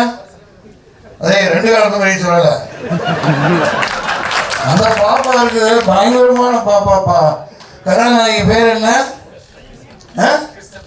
கிருஷ்ணபிரியா. பா அந்த கால ரேவதி மாதிரி இருக்காங்க, நல்லா வருவாங்க. ராஜபுத்திரன் பிரபு அவர்களே, ரஜபுத்திரன் கதாநாயகன் அவர்களே, ரஜ கஜதுரை பதாகைகளாக வந்து எடுத்துக்கொண்டிருக்கும். ஏன் ரஜ கஜ பதாதைகள் உங்களை சொன்னாங்க பாருங்க. AK-47 மாதிரி தாளிகையாளர்களே மற்றும் நெல்லை சுந்தரராஜன் அவர்களே, மரியாட் நண்பரே, நிறைய இருக்காங்க இங்கே. ஐயா நிறைய பேசிட்டு போயிட்டாங்க, எல்லாத்தையும் பேசணும். பழைய ஜோக்கு தம்பி துறை அவர்களே, நான் விட மாட்டேன். நான் பழைய ஜோக்கு தம்பி துறை தான், தம்பி தங்கத்துறை. சரி சரி, நான் இவங்கள மாதிரி போயிட்டேன். அவங்க கூட பழகினேன்னா அந்த பழைய ஜோக் அதை சொல்லி காட்டிட்டேன். நீங்கள் சொல்கிற ஜோக்கெல்லாம் புது ஜோக், நடக்கிறது தான் பழைய விஷயமா நடக்குது. இப்போ பாருங்க, ஆப்ரேஷன் சிந்தூர் கொடுமை. எங்கேருந்து வந்தான்னு தெரியல, எங்கே போனான்னு தெரியல, பிடிக்கிறதாவும் இல்லை. 1/2 மணி நேரத்தில் தமிழ்நாடு போலீஸை விட்டுருந்தா. ஏன்னா அதுக்கப்புறம் 8வது நாள் அங்கே இருக்கேன், முன்னாடியே நிகழ்ச்சிப்படி. சார் ரொம்ப கொடுமைங்க. அங்கே உள்ள சாதாரண இந்த இப்போ குதிரையை பற்றி பேசுனேன்ல, பாவம் அந்த குதிரைக்கு கொள்ளு போட கூட காசு இல்லை. இந்த டூரிஸ்ட்டை நம்பி தான் என்டையர் காஷ்மீரே இருக்குது. அங்கே உள்ளே இருந்து யாரும் வரல. அந்த ஆட்டோக்காரெல்லாம் சத்தியம் பண்ணுற, ஐயா ஜனாப் சாப் அந்தருக்கு அந்த சாப் ஓ கேம்ப் வாலி இன்னைக்கு எல்லாம் அவங்க தான். ராணுவத்தை மாரி ஒன்றும் ஒரு காக்கா கூட உள்ள வர முடியாதுன்னு இப்படியே புல்வாமான இந்த ஆட்சியை தக்க வைக்கிறதுக்காக ரொம்ப கொடுமைத்தனம் பண்ணுறாங்க. இதை சொல்ல வேண்டியதாகிடுச்சு. அதாவது ஆடுறவங்களே வில்லனாக இருக்காங்க. நாங்கள் இங்கே யாரும் சாதாரண பாரதியெல்லாம் பெரிய வில்லனே கிடையாது. நானும் ஒரு வில்லனே கிடையாது. நம்ம அவர் இருக்காரு ஒன் ஷாட் ஹீரோ, நம்ம பேர் என்ன? சீனிவாசன். என்ன சீனிவாசன் ஐயா பேரு? டிஆர் சீனிவாசன். TSR ஒரு எஸ் விட்டு போச்சா? அதனால என்ன இப்போ நடிக்கிறது ஒரு சீனு தான் அந்த மாதிரி. பரவாயில்ல, அடுத்து 10 சீன் கொடுங்கப்பா. எல்லாத்தையும் மகிழ்ச்சியா இருக்கணும், ஜாலியா இருக்கணும். ஆனா இந்த நாட்டு ஆளுநரை விடமாட்டேங்கிறான். நாட்டு ஆளுநர் எல்லா எரும மாட்டுகளும் இங்கேயும் சரி அங்கேயும் சரி மக்களை மகிழ்ச்சியாவே வச்சுக்க மாட்டேங்கிறான். மகிழ்ச்சியை வச்சுக்கிறேன் அப்படின்ட்டு டாஸ்மாக திறந்து விட்டு ஃபுல்லாக அடிச்சுட்டு போதைகள் எடுக்க வைக்கிறான். காசு எப்படி வரும்? இது ஏன் நான் சொல்றேன்னா, சினிமா பார்க்க இவர் எங்க தனஞ்சயமா போயிட்டாங்களா? பேசிட்டு கண்டுருவாங்களே, கேட்க மாட்டாங்களே. சிவாசாரி இல்லையா? சரியா போச்சு. அதாவது இந்த தியேட்டர் போடுறவர் இருக்காருல்ல, நீங்கள் அப்பப்போ வந்து வைக்க பிடிச்சிக்கல, நீங்கள் தான். ஆமாம், அதாவது இவர் கஷ்டப்பட்டு ரிலீஸ் பண்ணுறாரு. ஆடியன்ஸ் வரணுமே உள்ள, காசு இல்லை. காசு இருந்தால் தாங்க வருவான். இப்போ பாருங்க, கொஞ்ச நாளில் ஸ்கூல் திறந்துருவான். ஸ்கூல் ஃபீஸ் கட்டணுமா இல்லையா? புலவட்டி உள்ளவனுக்கு தான் தெரியும், நாட்டாள நாதாரிக்கு தெரியாது. சார் எவ்வளோ கஷ்டம் சார். ஆட்டோக்காரங்க அந்த 1.5 மாதம் லீவ் இருக்குல்ல, அந்த லீவுக்குன்னு சேர்த்து காசு வாங்குறாங்களா இல்லையா? சார் நான் உங்களை நம்பி தான் சார் இருக்கோம். வேற ஒன்றும் பதில் சொல்ல முடியல. எலக்ட்ரிசிட்டி என்னங்க, ஈபி எவ்வளோங்க? அந்த காலத்தில் ஆட்டோவுக்கு மீட்டர் தான் சூடு வச்சான், இவன் மொத்தமாகவே சூடு வைக்கிறாங்க. முடியல. ஈபி அந்த பக்கம் ஜிஎஸ்டி. அதாவது மக்கள்கிட்ட காசை இருக்க விட மாட்டேங்கிறாங்க. சினிமாவை காப்பாற்றுறவங்க இப்போ உதாரணத்துக்கு இப்போ விளையாட்டா சொல்லலை, காஷ்மீரில் 50 லட்சம் கோடிக்கு மேல இது வரைக்கும் அந்த வீணா போன அவ்வளவு செலவழிச்சிருக்காங்க. அதுக்கு மேலன்னு நினைக்கிறேன் 8 லட்சம் ஃபோர்ஸ் ஒரு அடிக்கு ஒருத்தன் நின்றுட்டு இருக்கான். காலையில ஒண்ணுக்கு போக முடியல, 4 மணிக்கு வாங்க சொன்னா அப்படியே அந்த அந்த ட்ரைகரை கையில வச்சுக்கிட்டே சுத்துறாங்க. எப்போ போட்டு தருவான்னு தெரியல. நம்ம ஒரு போலீஸ் தான் இப்படி வச்சுக்கிட்டு ஜாலியா அப்படி சுத்திட்டு இருப்பாங்க. இப்படியே சுத்துறாங்க எல்லாம் ஃபுல் ஆம்டா. அவ்வளவு பணத்தை கொண்டே கொட்டுறாங்களே. நான் சொல்ல வர்றது, சினிமாவை வாழ வைக்க யாருப்பா இருக்கா? நம்ம சங்கம் யாரையும் நம்ம இங்க இருந்து நாளைக்கு உருவாக்கலாம், நீங்க கூட உருவாக்கலாம். அதாவது வேணும், கம்பல் பண்ணணும். மத்திய அரசு என்னமா எச்சுமா இருப்பா, சினிமா ஓட வேணாமா? அதாவது ஏதாவது வசதி பண்ண மானியம் இருக்குல்ல, அதெல்லாம் ஒழுங்கா கொடுக்குறாங்களா? மத்திய அரசு எல்லாத்துக்கும் கொடுக்க வைக்கணும், ஊக்குவிக்கணும். மக்கள்கிட்ட காசு இருக்கிற மாதிரி ஏதாவது பண்ணணும். தங்க விட மாட்டேங்கிறானே. பேங்க்ல பணம் போட முடியுதா? ஒரு பைசா போட முடியல. என்னென்னமோ போட்டு போட்டு எடுத்துடுறோம். நான் கொஞ்சம் பணம் வந்துட்டு இருந்தது, பிளாட் கிளாட் வித்து வந்துட்டு இருந்துச்சா, ஒரு அம்மா அந்த பேங்க பரோடால சார் சின்ன சைன் பண்ணி எதுக்குமா இன்சூரன்ஸ் சார் போடுங்க சார் பின்னாடி யூஸ் ஆகும். சரி அப்படி சைன் போட்டு வந்துட்டேன். அதாவது அவனே பணம் எடுத்துக்கலாம். வருஷத்துக்கு 2 லட்சம் 2-3 பாலிசி சைன் வாங்கினாங்க. ஒரு மெடிக்கல் இதுக்காக ஒரு நண்பரை ரொம்ப இது பண்ணி பணமே இல்லை, அப்போ ஒரு 2 லட்சம் அக்கௌண்ட்ல போடுனா எப்போ போட்டான்னு தெரியாது, மெசேஜ் வருது 2,18,000 முடிச்சிட்டாங்க அந்த இன்சூரன்ஸ். அதாவது எல்லாம் சுற்றி இந்த இன்சூரன்ஸ் நடத்துறவங்க எல்லாம் இந்த மோதியோட தோஸ்துகள் தான் எடுத்துட்டு ஓடுறாங்கல்ல சுருட்டுறவங்க.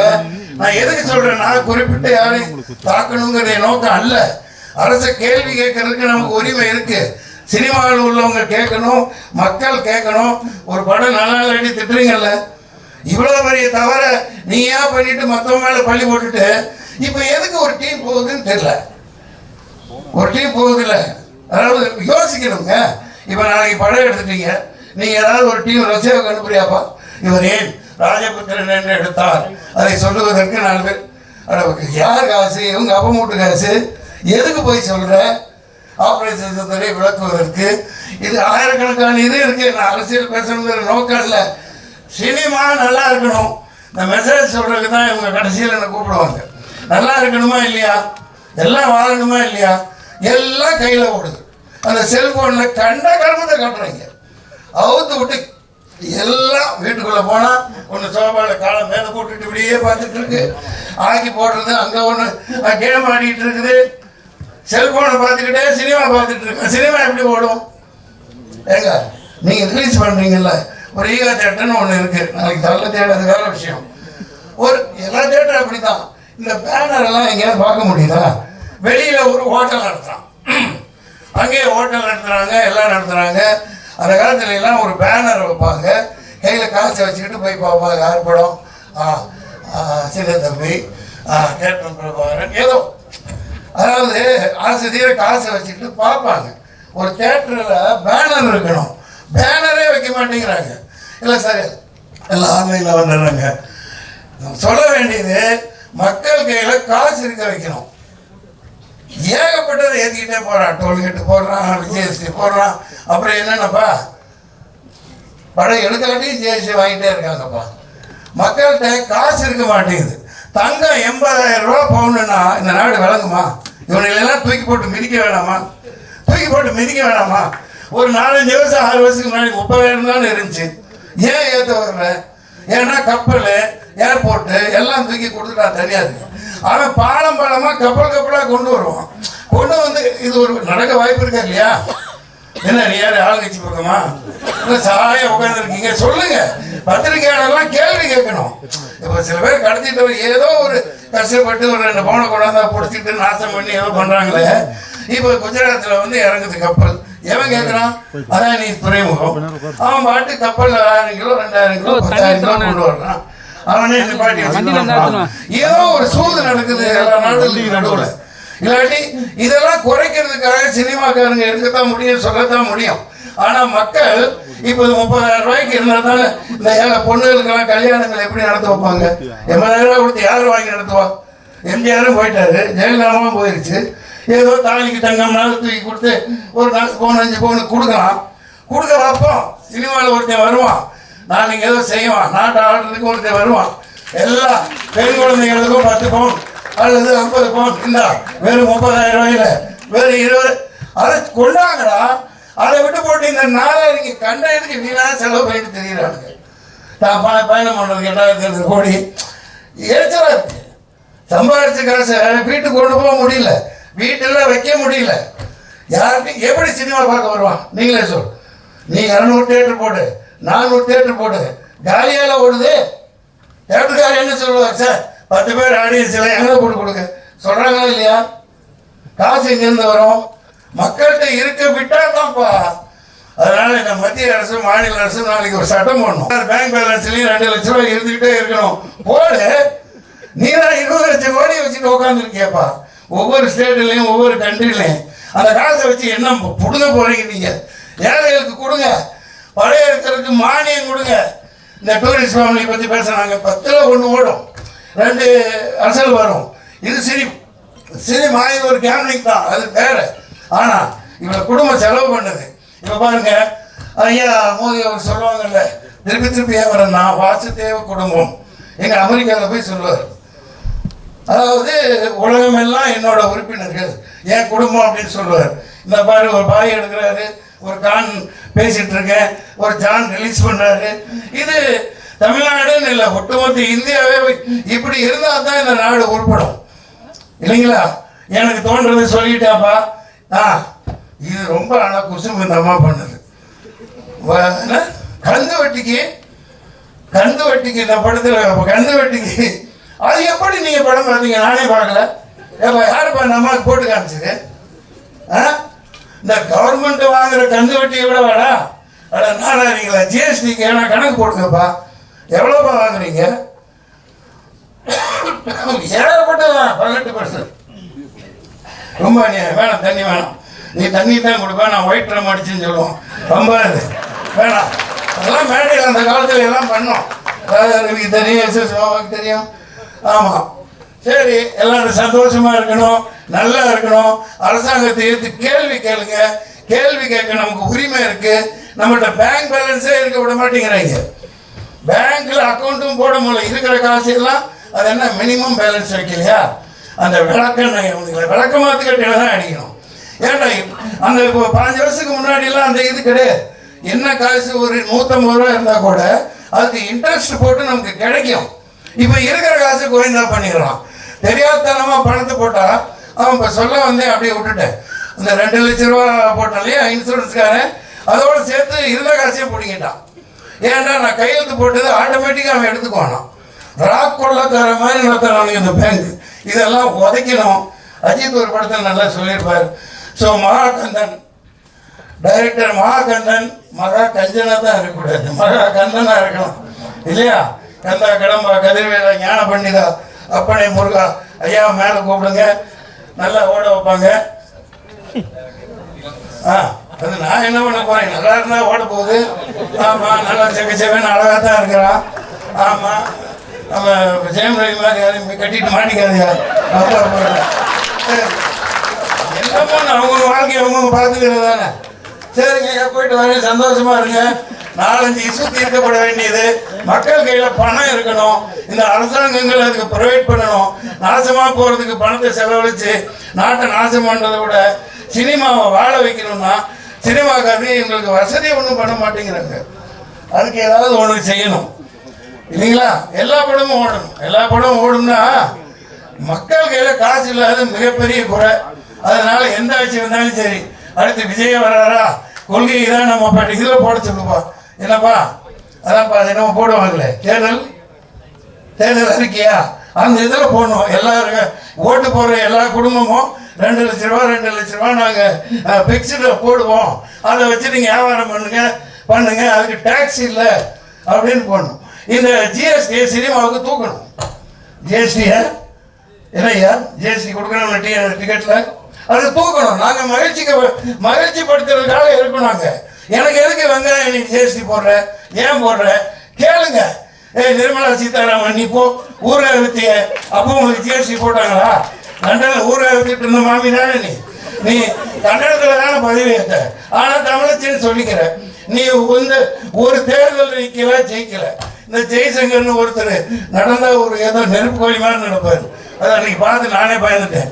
அது புறவக்கேலி செய்யக்கூடாது. நம்ம அது என்ன ஆத்திரம்னா, நாங்களாம் காசு கொடுத்து எலெக்ஷன்ல நின்று ஜெயிக்கிறேன் தோக்குறேன், ஒண்ணுமே இல்லாம நோகாம நோம்பு கொண்டு அந்த மக்களை வாட்டி வதைக்கிறாங்க.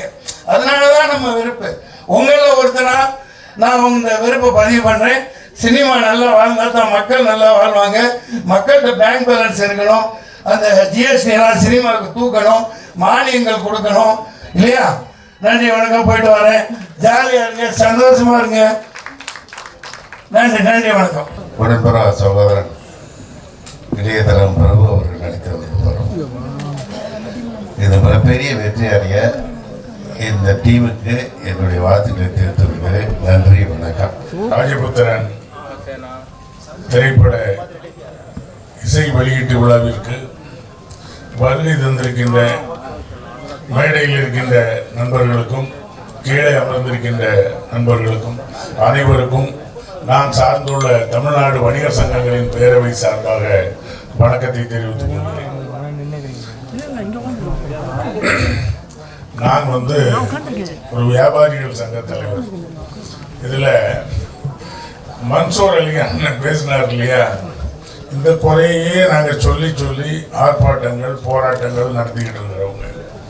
அதில் மன்சூர் அலி அண்ணன் பேசும்போது நம்ம பேச வேண்டியதெல்லாம் பேசுறாரு சொல்லி கேட்டுக்கிட்டேன். உண்மைதான். அதாவது ஜிஎஸ்டிங்கிறதோட விரிவாக்கமே சரக்கு மற்றும் சேவை வரி, குட்ஸ் சர்வீஸ் டேக்ஸ் இங்கிலீஷ்ல.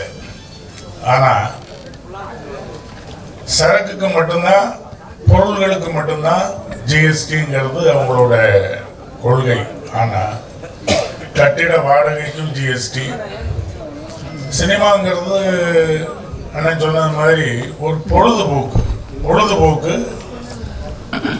திரைத்துறையை சேர்ந்தவங்க தயாரித்து கொடுக்கக்கூடியதை அரசாங்கமும் அதை அங்கீகரித்து சலுகைகள் பண்ணணும். காரணம் நாளைக்கு என்ன ஷிஃப்ட் போடுறதுனால பாதிக்கப்படுறது.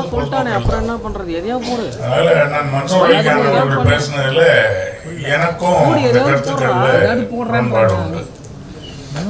மன்சூர் அலிகான் பேசும்போது தொகுப்பாளினி கந்து வட்டி வசூல் பண்றவரு, ஆனா உண்மையிலே இந்த படத்துல கந்து வட்டி வசூல் பண்ற கேப்டன் நான் தான் நினைக்கிறேன். ஆமா, இந்த கந்து வசூல் பண்ற அந்த படத்துல கேப்டனே நான் தான். ஆர்பி உதயகுமார், அதுக்கு மேல கன்னட நடிகர் கோமல், அதுக்கு மேல கேப்டன் நான். கேப்டன் பெரிய வில்லைன்னு வச்சுக்கோங்களேன்.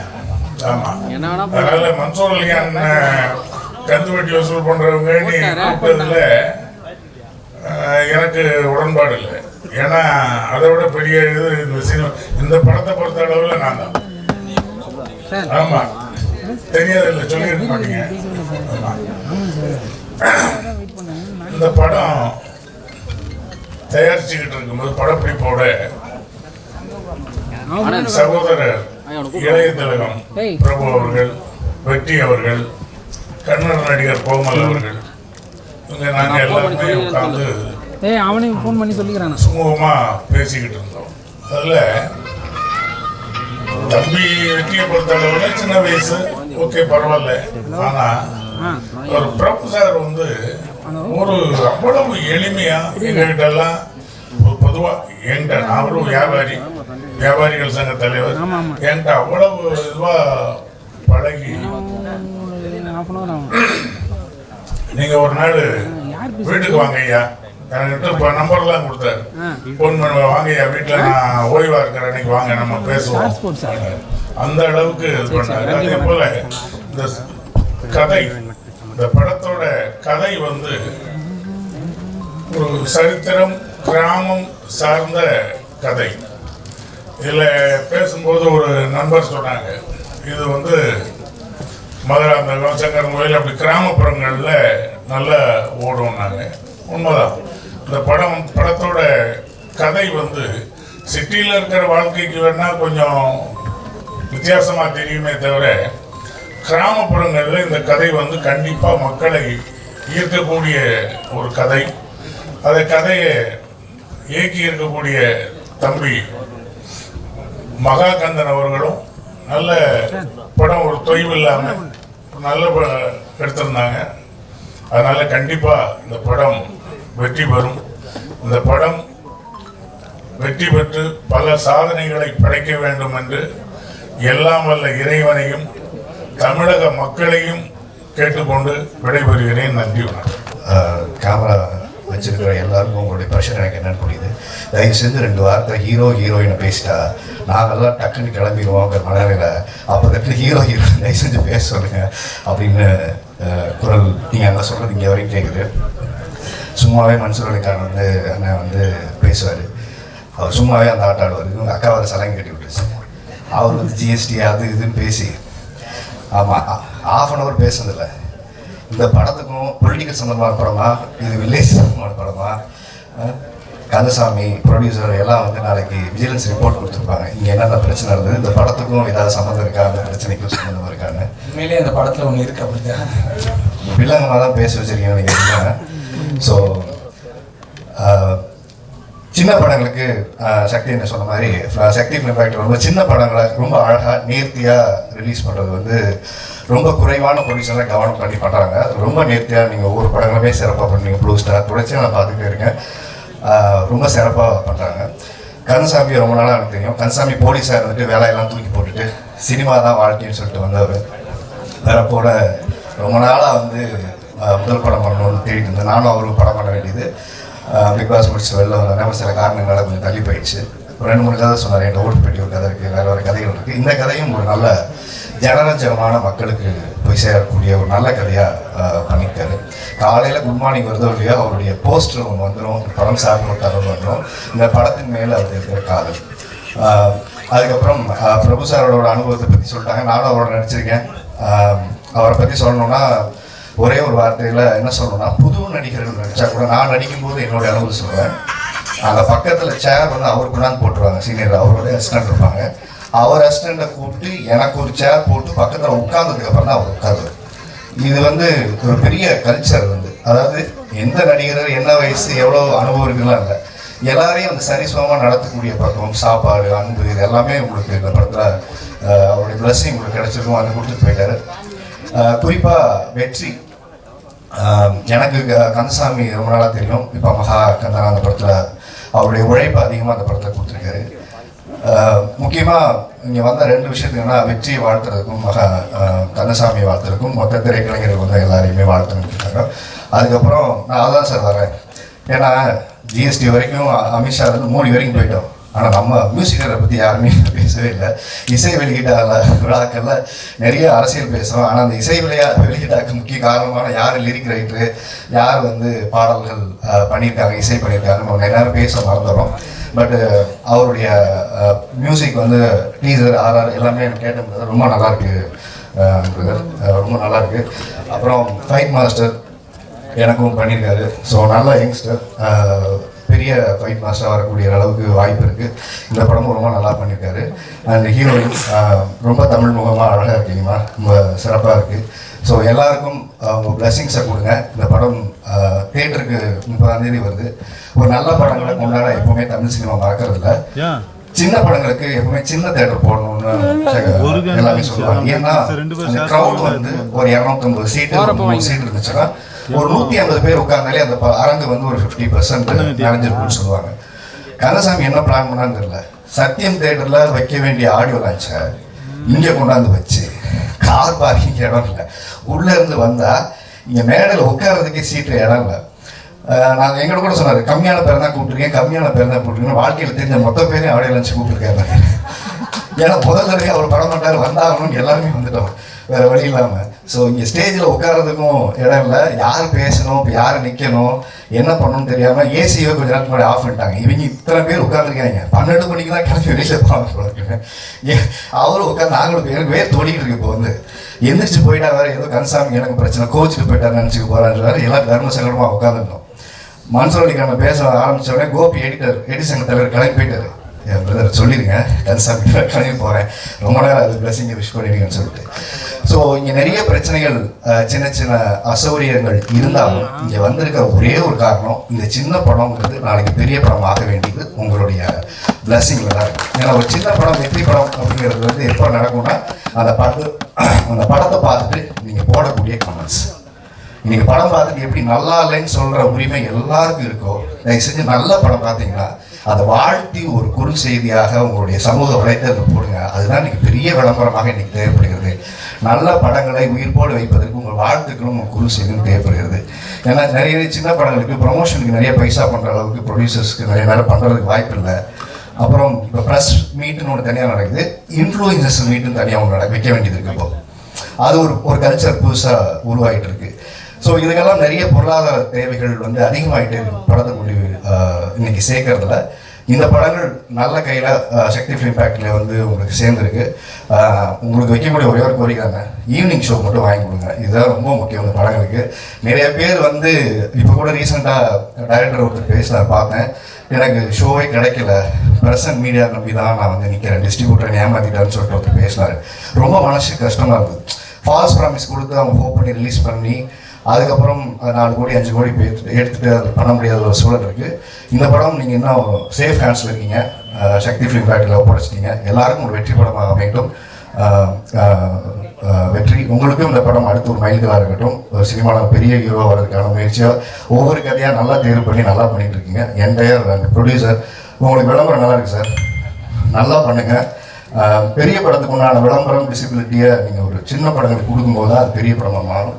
அதுவும் அவர் கைட் பண்ணுறதுக்கு நல்லா இருக்காரு. ஸோ சிறப்பான ஒரு படமாக வரட்டும். வாழ்த்து கூறி விளைவிக்க நன்றி, வணக்கம். And I want to be an actor. So நான் இன்னைக்கு இங்கே வந்து எல்லாருக்கும் நன்றி சொல்ல கடமைப்பட்டிருக்கேன். ஒரு புது டைரக்டர், ஒரு புது ப்ரொடியூசர், அவங்களோட அழைப்பை ஏற்று இங்கே வந்த எல்லாருக்கும் ரொம்ப நன்றி. ஸோ அதுக்கப்புறம் என்னோட ப்ரொடியூசர், எங்கள் டேடி, இந்த படத்தோட கோ ப்ரொடியூசர் கோதர்ஷா சாருக்கு நன்றி. உங்களுக்கு மட்டும் ஒரு பையன் இல்லை, எனக்கும் ஒரு பையன் மாதிரி தாங்க. கோ ப்ரொடியூசராக வந்து எங்கள் ஃபாரூக் அங்கிளுக்கு ரொம்ப நன்றி. பிரபு சாருக்கு ரொம்ப நன்றி. அதே மாதிரி அவரோட அப்பா சிவாஜி சாருக்கு ரொம்ப நன்றி. பிரபு சாரை ஒரு ஆக்டர்னா பிரபு சார் வந்து சிவாஜி சாரை வந்து ஒரு ஐடல் மாதிரி பண்ணியிருந்தாரு. எங்க பிரபு சார் ரொம்ப ரொம்ப ரொம்ப ரொம்ப கன்வீனியன்ட்டாக இருந்தாரு, ரொம்ப சப்போர்ட் பண்ணாரு எங்களுக்கு. ஸோ பிரபு சாருக்கு ரொம்ப தேங்க்ஸ். கோமல்குமார் சார் ரொம்ப தேங்க்யூ. லிட்டரலாக எங்களுக்கு ரொம்ப ரொம்ப சப்போர்ட் பண்ணாரு. ரொம்ப சிம்பிளாக ரொம்ப ஒரு வெர்சடைலான ஆக்டர் எங்கள் கோமல்குமார் சார். ஆலிவர் அங்கிள் கேமராமேன் எங்களுக்கு டைரக்டர் இன்ட்ரடியூஸ் பண்ணி வச்சாரு, ரொம்ப தேங்க்ஸ். எங்கள் படம் வந்து ரிலீஸ் ஆகிறதுக்கு முன்னாடி எங்கள் படத்தில் வெற்றி இருக்கு. வெற்றி ப்ரோ ரொம்ப thanks bro. Krishnapriya. So really எங்கள் ஹீரோயின் வந்து எங்களுக்கு ரொம்ப ரொம்ப ஹெல்ப் பண்ணாங்க. ஒரு கேரவன் இல்லாட்டி கூட ரொம்ப அட்ஜஸ்ட் பண்ணிக்கிட்டாங்க. ஒரு குடிசையில் உட்கார ரொம்ப அட்ஜஸ்ட் பண்ணிக்கிட்டாங்க. படத்தில் உண்மையிலே அவங்க சீன்ஸ் ரொம்ப நல்லா நடிச்சிருந்தாங்க. ரொம்ப நேச்சுரலான ஆக்டர். தேங்க்யூ. இமான் அண்ணாச்சி படத்துல நடிச்சோம் முடிச்சோம் அப்படின்னு சொல்லிட்டு இருக்கிற காலத்துல எங்க அண்ணாச்சி லிட்டரலா எங்க கூப்பிட்டாலும் வந்துருவாரு. ஒரு சின்ன காலேஜ் ஈவெண்டா இருக்கட்டும், ஒரு பெரிய காலேஜ் ஈவெண்டா இருக்கட்டும். இன்னைக்கு ஒரு ஷூட்டிங் இருக்கிறதுனால எனக்கு வர முடியல. Imman Annachi thank you so much. தங்கோதர் அண்ணன், உங்க ஜோக்ஸ் நான் சின்ன வயசுல இருந்து பார்த்துட்டு இருக்கேன். அதுக்கு உங்களுக்கு வயசாகல, நான் சின்ன வயசுல இருந்து பார்த்துட்டு இருக்கேன். ரொம்ப தேங்க்ஸ்ண்ணே. நான் கூப்பிட்டு ஈவெண்ட் வந்திருக்கேன். டிஎஸ்ஆர் சார் ரொம்ப தேங்க்ஸ். மன்சூர் அலி கான் சார் ரொம்ப தேங்க்ஸ். இந்த விழாவின் நாயகன் எங்கள் லவ்ஃபில் ராஜா அண்ணன்,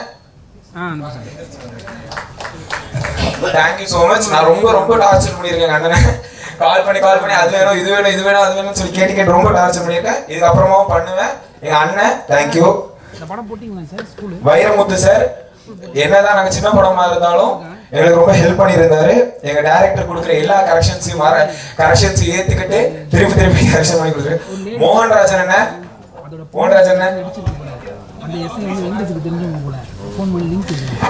எனக்கு மோகன்ராஜன் அண்ணன் எப்பவுமே அண்ணன் தான். தேன் சுடரை பாட்டெல்லாம் அவர் பண்ணாரு தெரிஞ்சிருச்சு. Thank you so much. எங்க டிஸ்ட்ரிபியூட்டர் சாருக்கு வந்து அவரோட அந்த மீசை வச்ச தாயடா லைன் ரொம்ப பிடிக்கும். யாரும் கேட்டுட்டு இருந்தேன். Thank you so much. ஸ்ரீதர் மாஸ்டருக்கு தேங்க்ஸ். ஸ்ரீதர் மாஸ்டருக்கு வர முடியல. அதே மாதிரி எங்க படத்துல வந்து ராஜா, புத்திரன் நிறைய பேர் வேலை பார்த்திருக்காங்க. இளங்கோவன் மாஸ்டருக்கும் இளங்கோவன் மாஸ்டர் பையன் எங்களோட சன் மாஸ்டர் ராகேஷ் மாஸ்டருக்கும் தேங்க்ஸ். அப்புறம் இந்த படத்துல எனக்கு டீச்சரா எங்க டேடிக்கு டீச்சரா ஒருத்தங்க இருந்தாங்க, சிராஜ் அங்கிள். டைரக்டர் சொல்ல மறந்துட்டாரு. என் சார்பாகவும் டைரக்டர் சார்பாகவும் ரொம்ப நன்றி. நிலோஃபர் ஆண்டி உங்களுக்கும் நன்றி. சொல்ல சொன்னேன் சிராஜ் சார் விஷயத்த சொல்லிட்டேன்ல. விளையாண்டுங்கிறானுங்க. கமல் ப்ரோ எங்க எடிட்டர் ரொம்ப தேங்க்ஸ். 1 hour தான் பாக்குது. முத்துண்ணா முத்துனா எங்க சொத்து. எங்களுக்கு கோமல்குமார் சார் அறிமுகப்படுத்தினதுக்கு ரொம்ப நன்றி. நீங்க படத்துல வேலை பார்த்ததுக்கு ரொம்ப ரொம்ப நன்றி. ரஃபிக் பாய் எங்க படத்துல ஃபர்ஸ்ட் இருந்தாரு, லாஸ்ட்ல இருக்காரு, எப்பவுமே இருப்பாரு. ரொம்ப நன்றி. நாஜிப் என் மாமா. எல்லாரும் மாமன் படம் பார்த்துருப்பீங்க, ஆனா அந்த மாதிரிலாம் கிடையாது. நல்ல மாமா. தேங்க்யூ. அர்ஷத் எங்க படத்துல லாஸ்டா வந்து சேர்ந்தார். ரொம்ப தேங்க்ஸ். காஸ்டியூமர் ராம் உங்களுக்கு தேங்க்ஸ். பாண்டியராஜன் அண்ணா தேங்க்ஸ். கலரிஸ்ட் முத்து அண்ணன் உங்களுக்கு ரொம்ப தேங்க்ஸ். அப்புறம் எங்க படத்துல என்னோட ரொம்ப ஆக்டிவா இருந்தாரு எங்க டைமண்ட் பாபு சார், ரொம்ப தேங்க்ஸ். ஃபிலிம் நியூஸ் ஆனந்தன் சாருக்கு ரொம்ப தேங்க்ஸ், எங்களுக்கு ஒரு சச்ச ஒரு ஜெம் எங்களுக்கு கொடுத்ததுக்கு. ஸ்டில்ஸ் விஜய் அண்ணனுக்கு தேங்க்ஸ். அன்வர் பாய்க்கு தேங்க்ஸ். போஸ்டர் டிசைனர் செல்வாவுக்கு தேங்க்ஸ். அப்புறம் இந்த படத்துல ஒரு 2 கண்ணு மாதிரினா எங்க வசீர் அங்கிளும் எங்க ரசூல் பாயும் ரொம்ப ரொம்ப நன்றி. எங்க இருந்தாலும் நன்றி. எங்க ரசூல் பாய் வாங்கி கொடுத்து ட்ரெஸ் மட்டும் போட மாட்டேன்னு சொல்லிட்டு ரொம்ப ஸ்ட்ரிக்டா சொல்லிட்டாரு. இதனால ரொம்ப நன்றி. பிரபாகர் அங்கிள் எங்களுக்கு பிரபு சாரை கொடுத்ததுக்கு ரொம்ப நன்றி.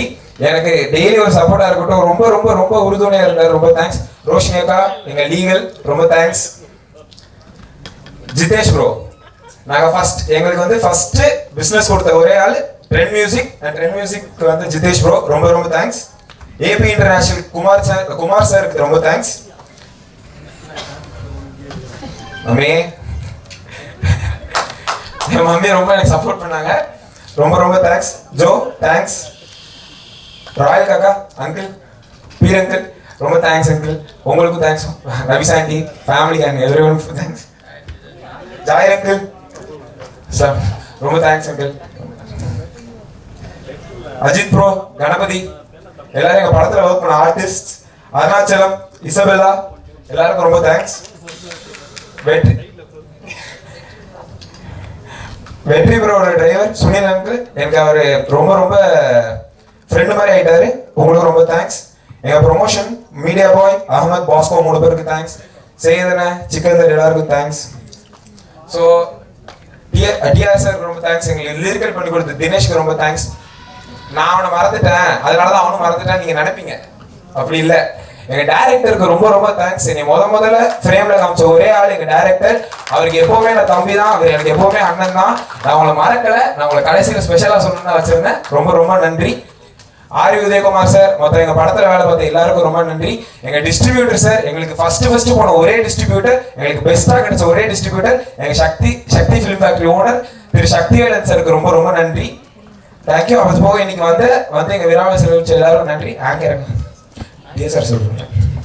Thank you so much. இன்று வருகை தந்திருக்கும் மதிப்பிற்குரிய தயாரிப்பாளர்கள், மரியாதைக்குரிய இயக்குநர்கள் ஒவ்வொருவருக்கும் என்னுடைய அன்பான வணக்கங்கள். ராஜபுத்திரன் ரொம்ப ஒரு இப்போ எப்படி டூரிஸ்ட் ஃபேமிலி நல்லா போயிட்டு இருக்கோ அது மாதிரி இது ஒரு வில்லேஜ் ஃபேமிலி ஆக்சுவலி ராஜபுத்திரன். ஸோ ஒரு வில்லேஜில் வந்து ரொம்ப ஒரு அருமையான ஒரு கதையை வந்து மகாகந்தன் சார் இயக்கியிருக்காரு. ரொம்ப ஒரு சூப்பராக ஒரு நேட்டிவிட்டியாக இயல்பாக பண்ணியிருக்காரு மகாகந்தன் சார், சிறப்பாக பண்ணியிருக்காரு. அதில் வந்து நம்ம நண்பர் வெற்றி ப்ரோ வந்து மேடம் சொன்ன மாதிரி ரொம்ப நீண்ட கால நண்பர் எனக்கு. அவர் கூட வந்து நான் ஜிவி படம் பண்ணேன், அது தொடர்ந்து நிறைய படங்கள் கூட பண்ணிட்டு இருக்கேன். அவர் 8 தோட்டாக்கள் சரி, ஜிவி சரி, நிறைய அவர் எப்பயுமே ஒரு படம் பண்ணாருன்னா அந்த படத்தை வந்து சூஸ் பண்ணி தான் பண்ணுவார். நல்ல ஒரு யூனிக்கான ஸ்டோரி, ஒரு டிஃப்ரெண்டான ஸ்டோரி எப்பயுமே இருக்கும் அவர் படத்தில். ஸோ அது போல் இந்த படமும் ஒரு முக்கியமான படமாக இருக்கும் வெற்றி ப்ரோவுக்கு. அவர் பேரில் இருக்க வெற்றி இந்த படத்துலையும் இருக்கணும். Super bro. கிருஷ்ணபிரியா அவங்களும் வந்து ரொம்ப அருமையாக பண்ணியிருக்காங்க. ரொம்ப க்யூட்டாக சொன்ன மாதிரி ரேவதி மாதிரி தான் இருக்கீங்க மேடம். ரேவதின்னு சொன்னாங்க, குட்டி ரேவதி இவங்க. ஏங்க சரி ஓகே, ரேவதி குட்டின்னு சொல்லுவா. ஸோ அது மாதிரி ஓகே, அது ரொம்ப ஒரு ஜாலியான படம். அது ஒரு அதில் ஒரு எமோஷனல் ரொம்ப பண்ணியிருக்காங்க. இளையத்திலகம் பிரபு சார் ஒரு லெஜெண்டரி ஆக்டர். அவர் இந்த படத்தில் ஒரு முக்கியமான ஒரு கதாபாத்திரம் பண்ணியிருக்காரு, சூப்பராக பண்ணியிருக்காரு. அவரை வாழ்த்த வயதில் நம்ம நல்லா சொல்கிறேன் நான். பட் இருந்தாலும் அவரை பார்த்தீங்கன்னா வந்து சின்ன தம்பி படம் வரும்போது நான் குழந்தையா இருந்தேன். இப்போ எனக்கு ஒரு குழந்தை இருக்கு, ஆனா அவர் இன்னும் சின்ன தம்பியாவே இருக்காரு. ஒரு அழகுலையும் சிரிப்புலையும் அப்படியே சின்ன தம்பியாவே இருக்காரு. அவர்லாம் பார்த்தீங்கன்னா படத்துல சிரிச்சாரு வச்சுக்கலாம். ஒரு பொண்ணை பார்த்து கன்னத்துல குழி விடும். இதே நம்ம ஒரு பொண்ணை பார்த்து சிரிச்சா கன்னத்துல அடி விடும். ஏன்னா அவருக்கு அந்த சிரிப்பு அவ்வளோ அழகா இருக்கும், கன்னத்துல அவ்வளோ அழகா இருக்கும். இப்போலாம் வந்து பார்த்தீங்கன்னா இயற்கையாவே இருக்கு அவருக்கு. ஆனா இப்போ செயற்கையாவே எல்லாம் பண்றாங்க, கன்னத்துல குழியெல்லாம் வைக்கிறாங்க. பட் தான் அந்த அளவுக்கு ஒரு மிகப்பெரிய நடிகர் கூட நடிச்சதுல வந்து ரொம்ப சந்தோஷம். நிறைய பேர் நடிச்சிருக்காங்க படத்துல. மன்சூரிகாந்த் சாரு, இமான் அண்ணாச்சி, அப்புறம் கன்னட நடிகர் கோமல் குமார் சார் பண்ணியிருக்காரு. நிறைய கதாபாத்திரங்கள் பண்ணியிருக்காங்க. இந்த படத்தை வந்து ரொம்ப அருமையாக இயக்கியிருக்காரு. ப்ரொடியூசர் பண்ணியிருக்காங்க, ப்ரொடக்ஷன் பண்ணியிருக்காங்க கோதர் சார். சபி ரொம்ப அருமையாக பேசுறாரு. அவரு ஒரு ஆர்டிஸ்ட் மாதிரி பேச ஆரம்பிச்சிட்டாரு. ரொம்ப ஆமாம் உண்மைதான். அது இல்லாமல் மியூசிக் வந்து நோபல் அவர் வந்து ரொம்ப அருமையான மியூசிக்கு. ஒரு வாங்க சார் நோபல் கரெக்டாக சார் பேர். ஓகே, நோபல் பரிசு நாகோஷிவன். ஆமாம், ரொம்ப சூப்பரான பாட்டெலாம் போட்டிருக்காரு. ரொம்ப சந்தோஷமா அந்த பாட்டு கேட்கும்போது ஆகாசத்தை தொட்டாச்சின்னு ஒரு பாட்டு, ரொம்ப அருமையான சாங்கு. கவிப்பேரரசு வைரமுத்து அவர்கள் வந்து எழுதியிருக்காங்க, ரொம்ப அற்புதமான சாங்கு. அதே மாதிரி நிறைய பாட்டு நம்ம சார் எழுதியிருக்காரு. மோகன் ராஜா எழுதியிருக்காரு. ஆனால் மோகன் ராஜா பற்றி சொல்கிறேன், அவரோட ஃபேன் நான். லவர் பந்து படத்தில் சில்லாஞ்சிருக்கிய பாட்டு, குட் நைட்ல நிறைய பாட்டு எழுதியிருக்காரு. இப்போ டூரிஸ்ட் ஃபேமிலியே அவரோட சாங்ஸ்லாம் இருக்கு, நிறைய பாடல்கள். இந்த படத்தையும் ஒரு பெரிய கிளாஸ் கொடுங்க அவருக்கு. நிறைய சாங்ஸ் எழுதியிருக்காரு. இந்த படத்துல எனக்கு பிடிச்ச சாங் ஒன்று இருக்கு, உமா தர அம்மா அவரியா அப்படின்னு ஒரு சாங்கு. அந்த சாங்கை வந்து டிஆர் சார் தான் பாடியிருக்காரு. இப்போ அவர் ஸ்டைலில் சொல்லணும்னா அந்த பாட்டு அப்படின்னு சொல்லலாம். சவுகார்பேட்டையில் இருப்பாங்க செட்டு, இந்த படத்துல டிஆர் பாடியிருக்காரு ஒரு பாட்டு. அதை கேட்டு சின்ன பசங்களாம் போட போறாங்க மெட்டு. ஏரோப்ளேன்ல ஓட்டுனா ஒரு பைலட்டு. இந்த பாட்டு தான் இந்த படத்துல ஹைலைட்டு. அந்த மாதிரி ரொம்ப ஒரு ஜாலியான பாட்டு, அது ஒரு இன்ட்ரெஸ்டிங்காக இருக்கும். ஸோ ஒரு நல்ல ஒரு படத்தில் நானும் நடிச்சிருக்கிறது ரொம்ப சந்தோஷம். இந்த படத்துக்கு உங்களோட சப்போர்ட் எப்பயுமே இருக்கணும். நன்றி, தேங்க்யூ ஸோ மச். அது இல்லாமல் ஸ்டண்ட் மாஸ்டர் வந்திருக்காரு ராகேஷ், அவரும் வந்து கலக்கியிருக்காரு. ஒரு அந்த கிளைமேக்ஸ் ஃபைட்லாம் ரொம்ப சூப்பராக பண்ணியிருக்காரு. இன்னும் ஒவ்வொரு டெக்னீஷியனுமே வந்து இந்த படத்தில் வந்து ரொம்ப அருமையாக ஒர்க் பண்ணியிருக்காங்க. ஒரு நல்ல படமா, ஒரு ஃபேமிலியான ஒரு படமா இருக்கும். கண்டிப்பா தியேட்டர்ல போய் பாருங்க, என்ஜாய் பண்ணுவீங்க. Thank you so much. Actually, I'm still learning Tamil, so sorry for that. எல்லாருக்கும் வணக்கம். என் பேர் கிருஷ்ணபிரியா. ஸோ இது வந்து என்னோட முதல் படம். I'm really nervous. So first of all, I would like to thank director who chose me for this character, Kandasamy sir. Thank you. And Shafi, he said he chose me for this film, but thank you for that, and thank you for giving my remuneration on time. And Vetri, he's such a very talented actor and very kind-hearted, and he helped me throughout the full film, so thank you. And the soul of the movie, Naufal Raja sir, and I'm doing this film like second time with him, so he did my first film too. And last but not the least, Prabhu sir, he's the one of the best person I ever met in my life, and he helped me, he teach me a lot of things, which literally support me. I'm very nervous, sorry for that. Thank you so much.